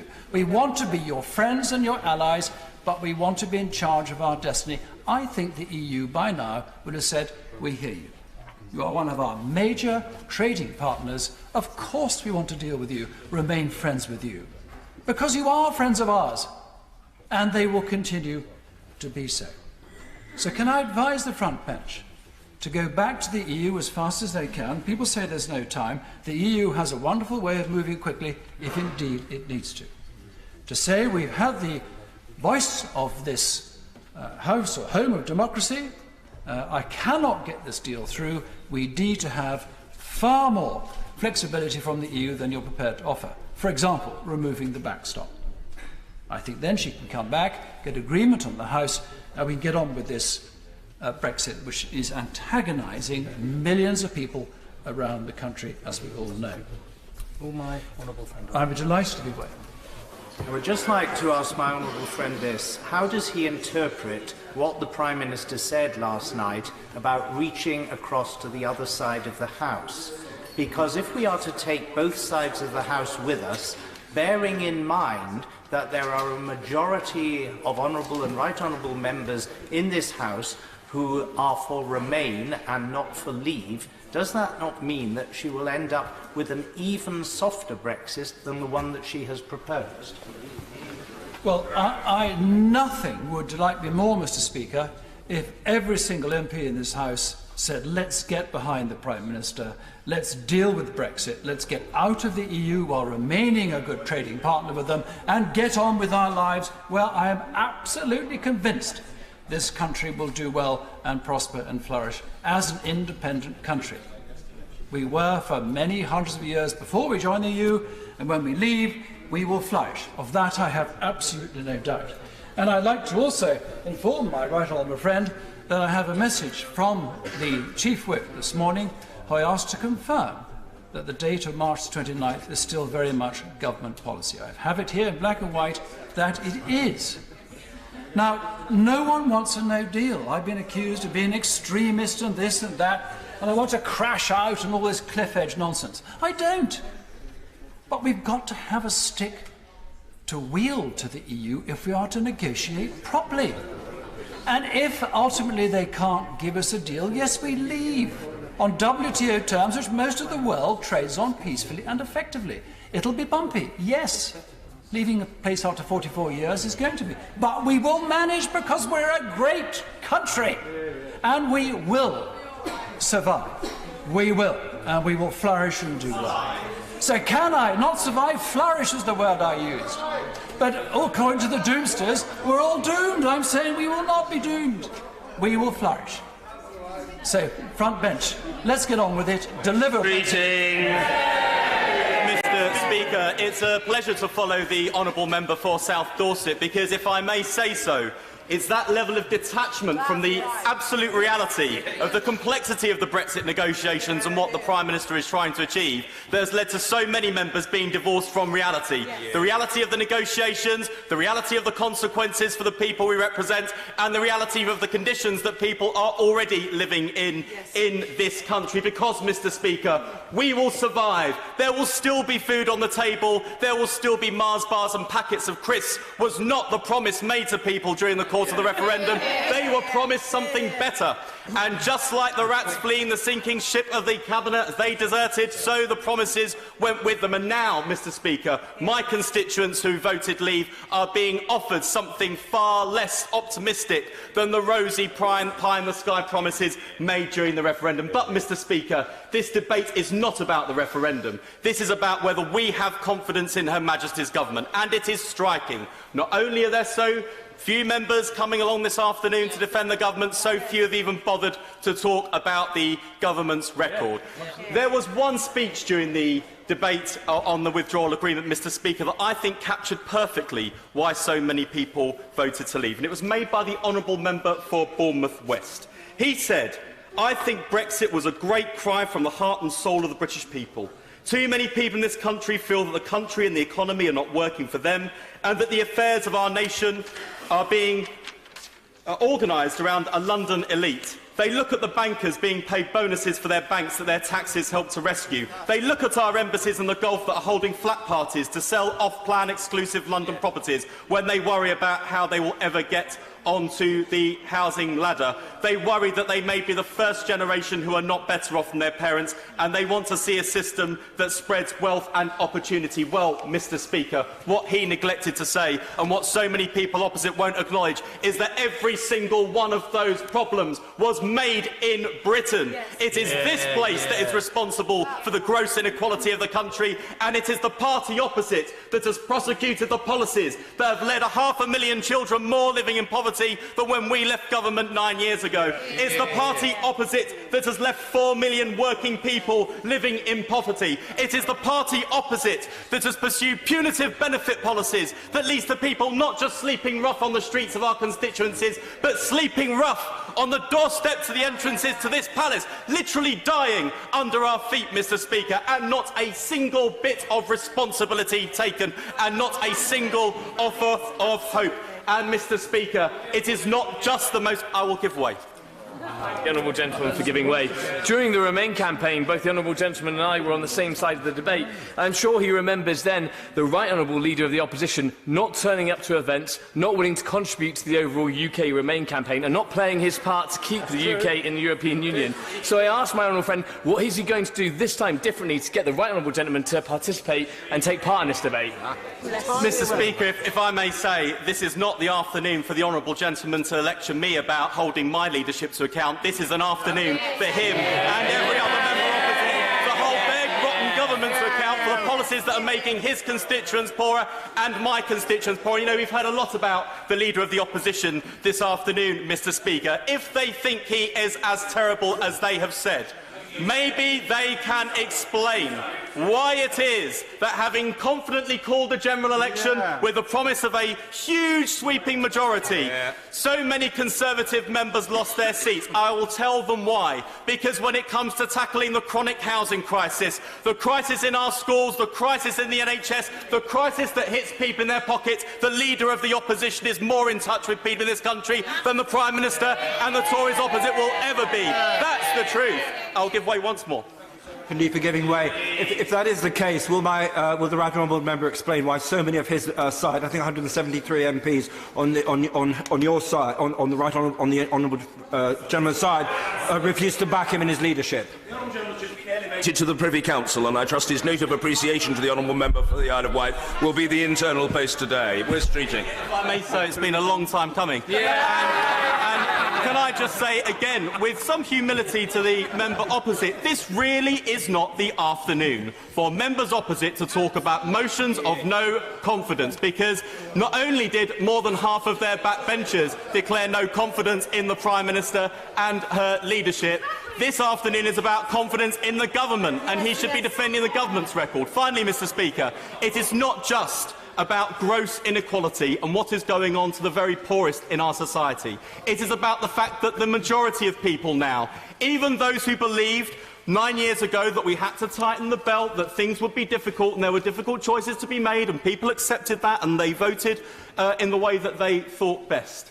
9 years on, it is now the experience of people who use and rely on our public services that things are demonstrably worse now than they were 9 years ago. Our schools, less well funded than they were when Labour left office, with per pupil funding down by 8% and teachers walking out of the profession in droves. 2.5 million more people waiting longer than 4 hours in accident and emergency departments, and the number of people waiting more than 2 months for cancer treatment doubled. And unbelievably from a Conservative government, a situation where people in my constituency describe a state of lawlessness because they have cut the Metropolitan Police to the bone with more than £1 billion worth of cuts in funding. 21,000 police officers lost, almost 7,000 PCSOs and 15,000 police staff. Officer numbers at their lowest levels for 30 years and the highest rises in crime in decades. It is no wonder, Mr Speaker, that this afternoon they don't want to stand up and defend the record of this government. It is not a record that they are able to defend, but it is now right, in fact it is past time, to acknowledge that the government has lost control of Parliament, lost control of the ability to govern, and have lost the confidence of the British people. It is time for members opposite to do the right thing and declare, as we will, no confidence in Her Majesty's government. Double! Thank you very much, Mr Speaker, and it is a pleasure to follow the honourable member from for Ilford North.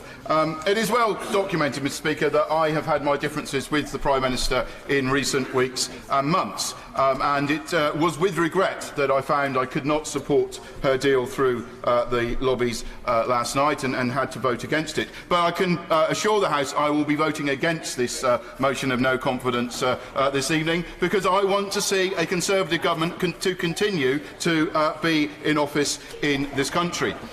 The Prime Minister has many qualities, and those qualities have come to the fore in recent times. People across the country admire her resilience, her fortitude, her determination. And I would join in saying that these qualities are great qualities that she has demonstrated. And I would, with respect, say that if she now takes those qualities and directs them towards the EU Commission, then her stock in this nation will rise dramatically, because the people of this country want to see our Prime Minister standing up to the EU and telling the EU what this country needs from these negotiations, and I would encourage her to do that. There is no doubt that the Prime Minister has been given an incredibly challenging job, but that job has been made all the harder by the behaviour of some members of this House who have sought to undermine her negotiating position time and time again. Those calling for a second referendum have completely undermined her position by making the EU believe that we could have a second vote to overturn the decision, and therefore making the deal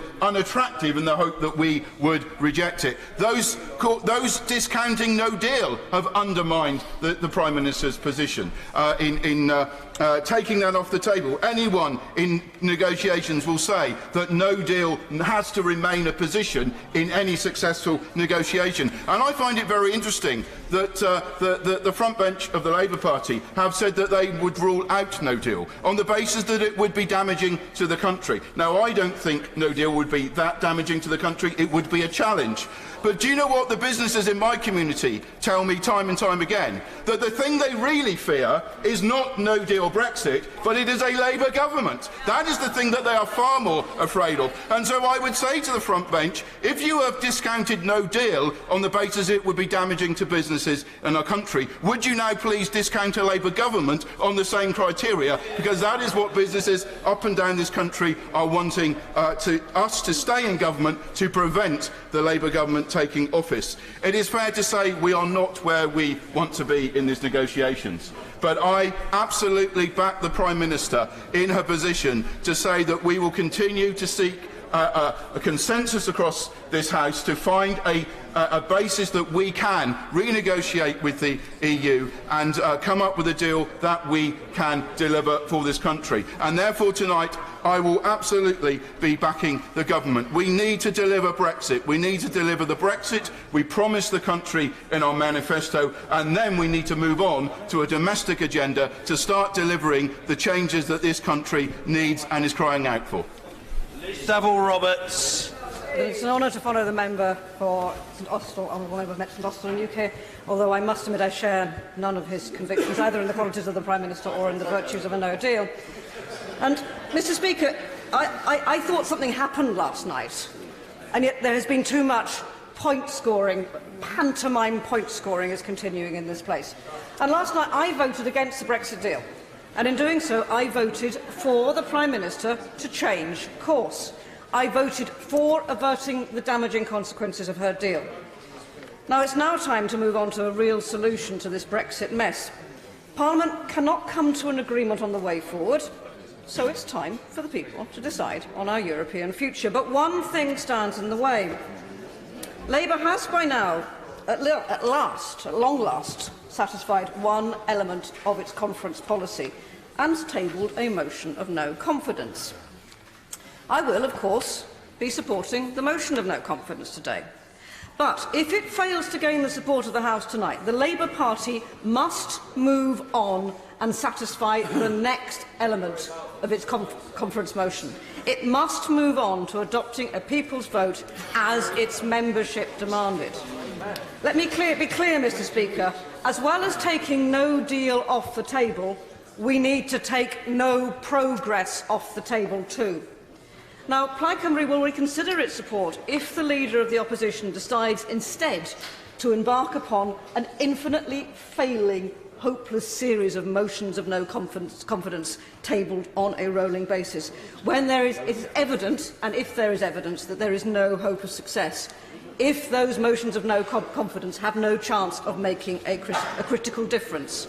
All that would do would be to achieve further parliamentary paralysis, which is something nobody, I think, in this place, in all honesty, wants to see, certainly nobody outside. Mr Speaker, with all this in mind, those of us who oppose the British Government's policy need to explain how to avoid a no-deal Brexit when there is seemingly no clear majority in normal binary voting systems that are the convention in the House of Commons. Several honourable members have offered credible solutions as ways of breaking the impasse, including my honourable friend, the member for Carmarthen East and Dynevor. He has put forward a novel idea to ensure the House of Commons is able to reach a conclusion on a proposal. The answer could lie in the use of an alternative voting system. My party would always have a preference for a people's vote, and I believe in this method of voting, and with Labour's support, I believe it would be the most preferred option of members of Parliament across the House of Commons. The House of Commons, and I will give way. Honourable Lady, if the result in that referendum was again to leave, would she be willing to respect the result the second time? And if the result was to remain, would she be happy with those on the leave side who call for a best of three? What I am proposing here is a means for this place to find its way out of the present impasse in which we find ourselves. At present, we may be talking about indicative votes, but there may well be other ways. Now, we find ourselves in an unprecedented situation. The procedures which we have used in this place in the past look unlikely to find us out of the impasse in which we find ourselves. What I am begging of this place is to look at creative means for us to be able to move ahead. I, for my own party, will be moving ahead to propose, with part of that system which we may use, to propose a people's vote as the way ahead. But I will beg on all of us, because we have been criticised fairly outside of this place for not proposing ways forward. I would beg all of us that we do seek ways forward. I will not take any more time because I'm very much aware, as the member of a small party usually has very little time to speak, how valuable the time that we have is. So I will close with this. And I will say, the House of Commons has effectively taken control of Brexit policy. It's defeated. Of course, let us remember this. This isn't just about a tit-for-tat on both sides. Defeated the British government's deeply deficient deal last night. Now, we must find a way to ensure a way of coming together for a conclusive decision in favour of a people's vote. Thank you very much indeed. Marcus Jones. Mr Speaker, I rise this afternoon in support of the government and against this motion that has been put before the House today. In doing that, I will talk about the record of this government and I will talk about the issue that has triggered today's vote, which is the Brexit vote we had yesterday. Just to put our record in context, everything that the Conservatives have done in government since 2010 have had to be framed in the context of the recession, the massive deficit and mess left behind by the Labour Party. And despite the mess that was left behind, the 6% drop in GDP, the 800,000 more people unemployed, under this Conservative Party, 3.4 million jobs have been created. We have record employment, record unemployment. We've provided 15 hours free childcare for disadvantaged 2-year-olds, 30 hours free childcare for working parents, the national living wage. We've cut income tax so that people now can earn double what they could nearly under the Labour Party before they pay income tax. We've not increased fuel duty for 8 years. We have now a situation where many more of our children are coming out of primary school with a far higher standard of reading and writing than was the case before. We have more doctors and nurses in our hospitals. We have fewer infections and people dying because of those in our hospitals. And we are putting £20 billion into the NHS and a 10-year plan for the NHS where we are putting significantly more money into mental health provision. Under the Labour Party in my constituency, they tried to close A&E and maternity, so they have not got the record that they state or think they have. And when you look at the situation, have we got anything right? No, we haven't got everything right in government. There is still a lot more to do. We need to make sure that we build on the money that we are now putting in, the extra resources we are now putting into the police force.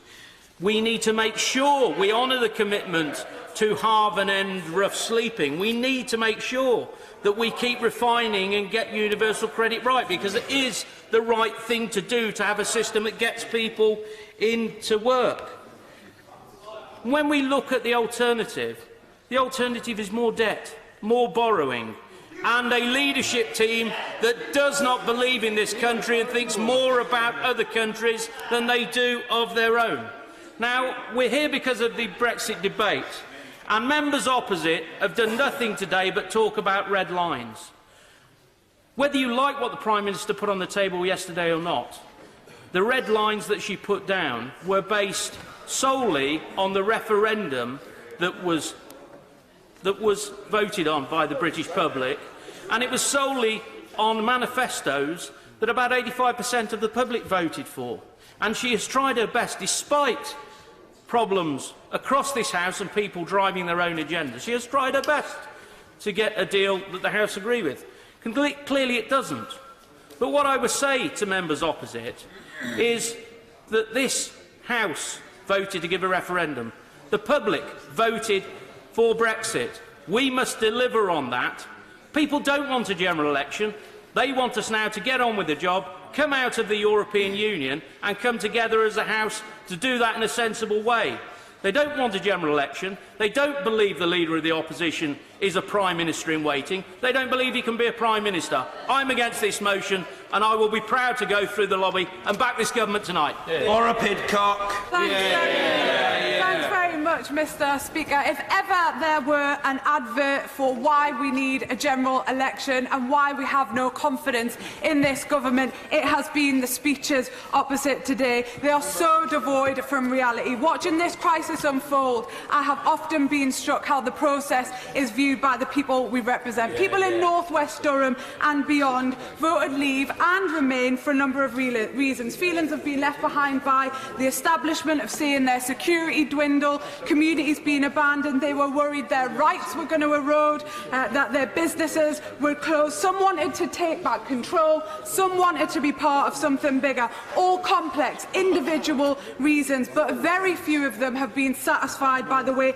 this government has represented them in the negotiations with the EU. Instead, we are entangled up in the tensions between two factions of the Conservative Party, the hard right and the centre right, and the arbitrary red red lines of the government. And we are in a shameful state. But it goes further than this. This government can now not govern, not just on our withdrawal from the EU. And that's not just a slogan. It generally reflects the position that we are in. Where are we at as a country? In the North East and in North West Durham, in fact, in all of our communities, people are suffering. Their pay does not cover the bills. The shambolic universal credit system makes them poorer, stigmatised and stressed. And after 8 years of austerity, this country is on its knees. An increasing number of people are homeless, many are destitute, and some, as has been mentioned by the fantastic contributions, are even dying in this system. Do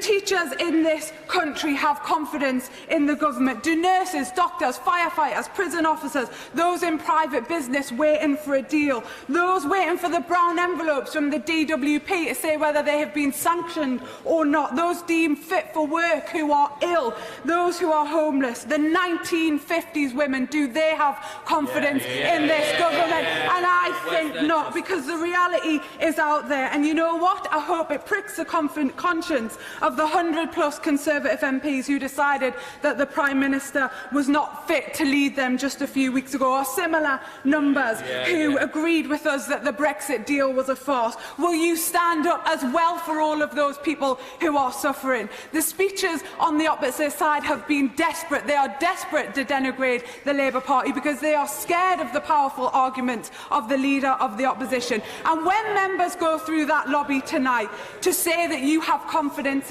in this government, you are voting, they are voting for more chaos, more austerity. The members will be stepping over all of the children who do not have food in their bellies when they go to schools, stepping over the pensioners who can't afford to heat their homes, and stepping over the homeless people on their streets. It means you could not care less about them. This country, our communities, working people deserve so much better. We deserve a different direction, and fast. We need a general election, and get this lot out now.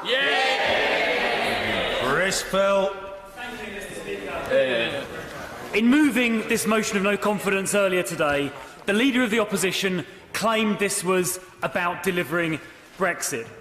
But this Parliament, elected in 2017, was elected to perform that task. And both main parties, Labour and Conservative alike, stood on a manifesto of respecting the referendum result. And between the two of us, we got 82% of the vote. It's our responsibility now, together, each and every one of us, to find a way of making Brexit work for our country.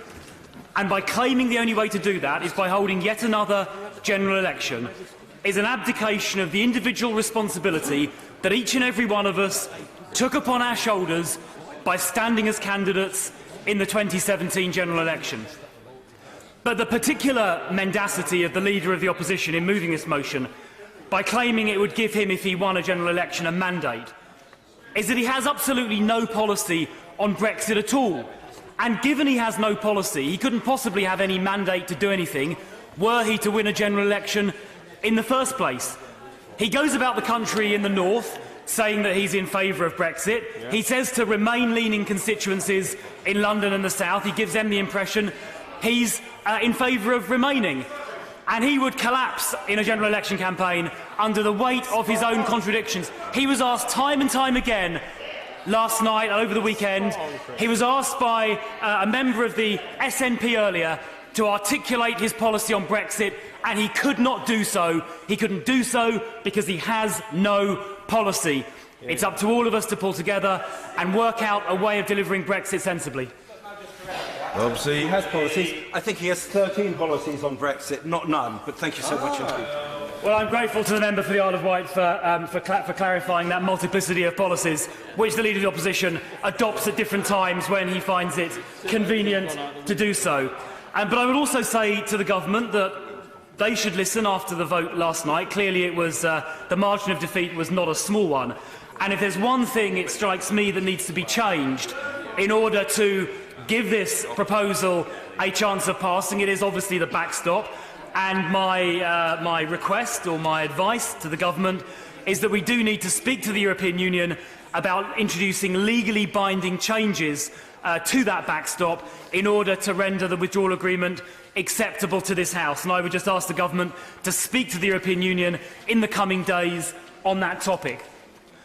We've also heard a great deal from members opposite about the government's record more generally, in particular from the member for Ilford North and the last speaker as well. I am proud to defend this government's record over the last 9 years. I heard education mentioned, and it was, of course, the Right Honourable Member for Surrey Heath, who I see in his place, who, as Education Secretary, introduced reforms, which now mean that more children than ever before are attending good and outstanding schools. That isn't my judgment, it's not the government's judgment, it's the judgment of Ofsted, and it's the quality of education our children receive that really matters. I will again in a moment. Now, I heard the NHS mentioned as well, of course a vital institution that we all cherish. And contrary to the threats made or the dire warnings issued at various general elections about how the NHS is unsafe in Conservative hands, we've heard announced just a few weeks ago the biggest ever increase in funding for the NHS, £23 billion a year in real terms. And we're seeing that in Croydon already, with a brand new accident and emergency just opened at Croydon University Hospital, which I visited just last Friday, twice the size of the old one, a fantastic facility funded by the Department for Health and by this government. And when it comes to poverty and inequality, members opposite will be aware that absolute poverty has gone down. They'll be aware that income inequality has never been lower. They will be aware that the way you combat poverty is by creating employment, and employment is at a record level as well. And finally, Mr. Speaker, I am proud that it's a Conservative government which has increased the minimum wage by 38% since 2010. 38%. That is significantly higher than the rate of inflation, and goes to show this government is on the side of working people on low incomes, and I will be proud to support it in the division lobbies this evening. John Woodcock. Thank you, Mr. Speaker. It's a pleasure to follow what I will say was a textbook speech from the member, from the honourable member opposite. I have to say that I agreed with a great deal of what the Leader of the Opposition said in his opening speech, and certainly with many of the passionate contributions from my honourable friends on this side. The last 8 years of Conservative or Conservative-led government have indeed put great strain on communities like ours. The very fabric which is holding our public services together, the voluntary sector, has been stretched, and that has had an intolerable impact on many, many people's lives because of wrong decisions that were made by this government over these recent years. We have to get justice for the WASPy women. We have to put schools and hospitals on a better footing. And my goodness, in my constituency, we've got to sort out our train system, which is even at the worst end of what Northern Rail has been inflicting on passengers. And we are now indeed in a dire situation after the monumental defeat of yesterday. This country is in a national emergency. But what, Mr. Speaker, I'm afraid to say, makes this almost uniquely serious a situation for the country is that this cannot be a motion of no confidence in a vacuum. Yeah. This is a general election that would give the public a choice between a government that is struggling to govern and a Leader of the Opposition and Shadow Chancellor who, I am afraid to say, I have not changed my view that they are simply not fit to hold high office. The public, Mr. Speaker, deserve so much better than this choice in the broken political system that they are being given. They deserve leadership to right the terrible injustices that have been inflicted on our communities. They deserve leadership to lead the public out of this Brexit mess, and they deserve a government and leadership that they can trust to keep them secure. Aside from the Leader of the Opposition's past positions, of which there has been much discussion today. Let's focus just for a moment on the nuclear deterrent, an issue, of course, central to my constituency, which I have spent many years as an opposition MP working with the Honourable Member for Gedling, the Shadow Defence Secretary, to maintain the Labour Party's policy on the face of it being sensible. But I have to ask my colleagues, do we really think that with the crisis of spending which any future Labour government is going to inherit, do we really think that we would maintain a policy that will spend many billions of pounds on a future submarine system which the Leader of the Opposition will have rendered useless on day one by saying he would never ever use the deterrent? It is just not a serious proposition, Mr. Speaker. So, with a heavy heart, I have to tell the House that I cannot support the no confidence motion tonight. And some of my friends mutter disgrace. I hear some of them tutting. I have to say that many of them have privately said, thank God that you have got the freedom to actually not support this, because they are wrestling with their consciences of wanting desperately a Labour government, but knowing that the leader of their party is as unfit to lead the country as he was when they voted against him in the no confidence motion of the party those years ago. Now, the Prime Minister... Yes, I'll give way. You've had yours, gentlemen, for giving way, and I can understand his dilemma. What does he think the effect would be in his area if we were to abandon the nuclear programme that this country has pursued for decades? At the Honourable John for that question, the economy of Bowen Furnace, we are a shipyard town. It is woven into our history. There are more than 9,000 people employed directly in my constituency now, many, many more dependent on this, and it is a chance that, unfortunately, they cannot afford to take with the Leader of the Opposition. The Prime Minister has to reach out, more than she has done in the chamber today. She has to unshackle herself from the hardline Brexiteers who have led her down the wrong path. But I will commit every day to give my constituents, to try to give them the best chance of better leadership for this country. And while we are in this impasse, I will do my very best to deliver for them. I've been pleased to work with the government to unlock the Marina project, which is absolutely vital to the future of our local economy. I'm working with them constructively on the submarine programme, which is bringing great prosperity into the area. Much more is needed, but I will go on doing that, Mr. Speaker. Thank you, Mr. Speaker. It is an enormous honour to follow a speech as brave as the one that has just been given by the honourable gentleman. And I have completely mentally ripped up what I was going to say and will say something, I hope, in response. I have enormous respect for the honourable gentleman and always have done. And I would like to say that members across this House as a whole work extremely hard to represent their constituencies as they see fit. I have been very impressed since I got here by the hard work and dedication of Labour members.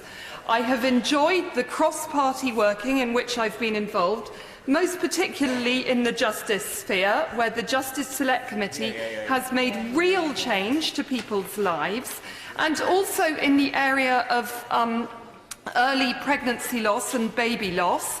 We've worked cross-party and made real differences. And I hope that my remarks this afternoon will be taken in that context. I'm not going to speak up for the deal, and I'm not going to speak up for the PM, though I do strongly support both. I am, unusually for me, going to talk about personalities, as the honourable gentleman did. The Right Honourable Member for Islington North has been an anti-war and anti-nuclear campaigner all his life, as far as I know. He'd prefer to live in a republic. He supports Hamas and the IRA and various other unfashionable organisations around the world. He has voted against his whip more often than any other Labour member. He has been monitored by MI5 for 30 years and by Special Branch for 20 years. For decades, because they are worried that he will undermine parliamentary democracy. He describes Karl Marx as a great economist, and the Prime Minister, who is never one to attack personally, mentioned his remarks following the Skripals attack in her own speech. I think what we do need to focus on is his position on Europe. He opposed joining the European Community in 1975. He opposed Maastricht and Lisbon. He wants to be free of EU rules on state aid and industry. The honourable gentleman for Hayes and Harlington, who supports him in this place, the chap who threw the Little Red Book on the table in the first budget for which I was an MP, the gentleman who thinks that the honourable member for Tatton should be lynched and he wanted to assassinate Mrs Thatcher, he says that he would only back a second referendum if the option to remain were not present. Oh. This is not acceptable, Mr Speaker. We need some clarity from the opposition at this important national point. We need to know what the policy is. I was a civil servant, as you know, Mr Speaker. I find it very easy to work cross-party, but not with this leadership, like the honourable gentleman who spoke before me. It was clear to me, I joined the civil service in 1997. One of the reasons I became a Conservative MP is because I saw that the quality of decision-making improved in 2010 under the coalition government. But that doesn't mean that there isn't good on the opposition benches, and we need to harness that. However, in agreement with the honourable gentleman, I don't think anybody can have confidence in the current Labour leadership. And for those reasons alone, and for all the many good reasons mentioned by my colleagues, I have complete confidence in this government. Harry Black. Thank you, Mr Speaker. And since we appear to be in a political twilight zone in this place, I feel the need to say a few home truths. I have never had confidence in this government whatsoever, whether that be Brexit, whether that be social security, whether that be immigration and whether that be pensions. I have no confidence in them, and I can't believe that anyone does have confidence.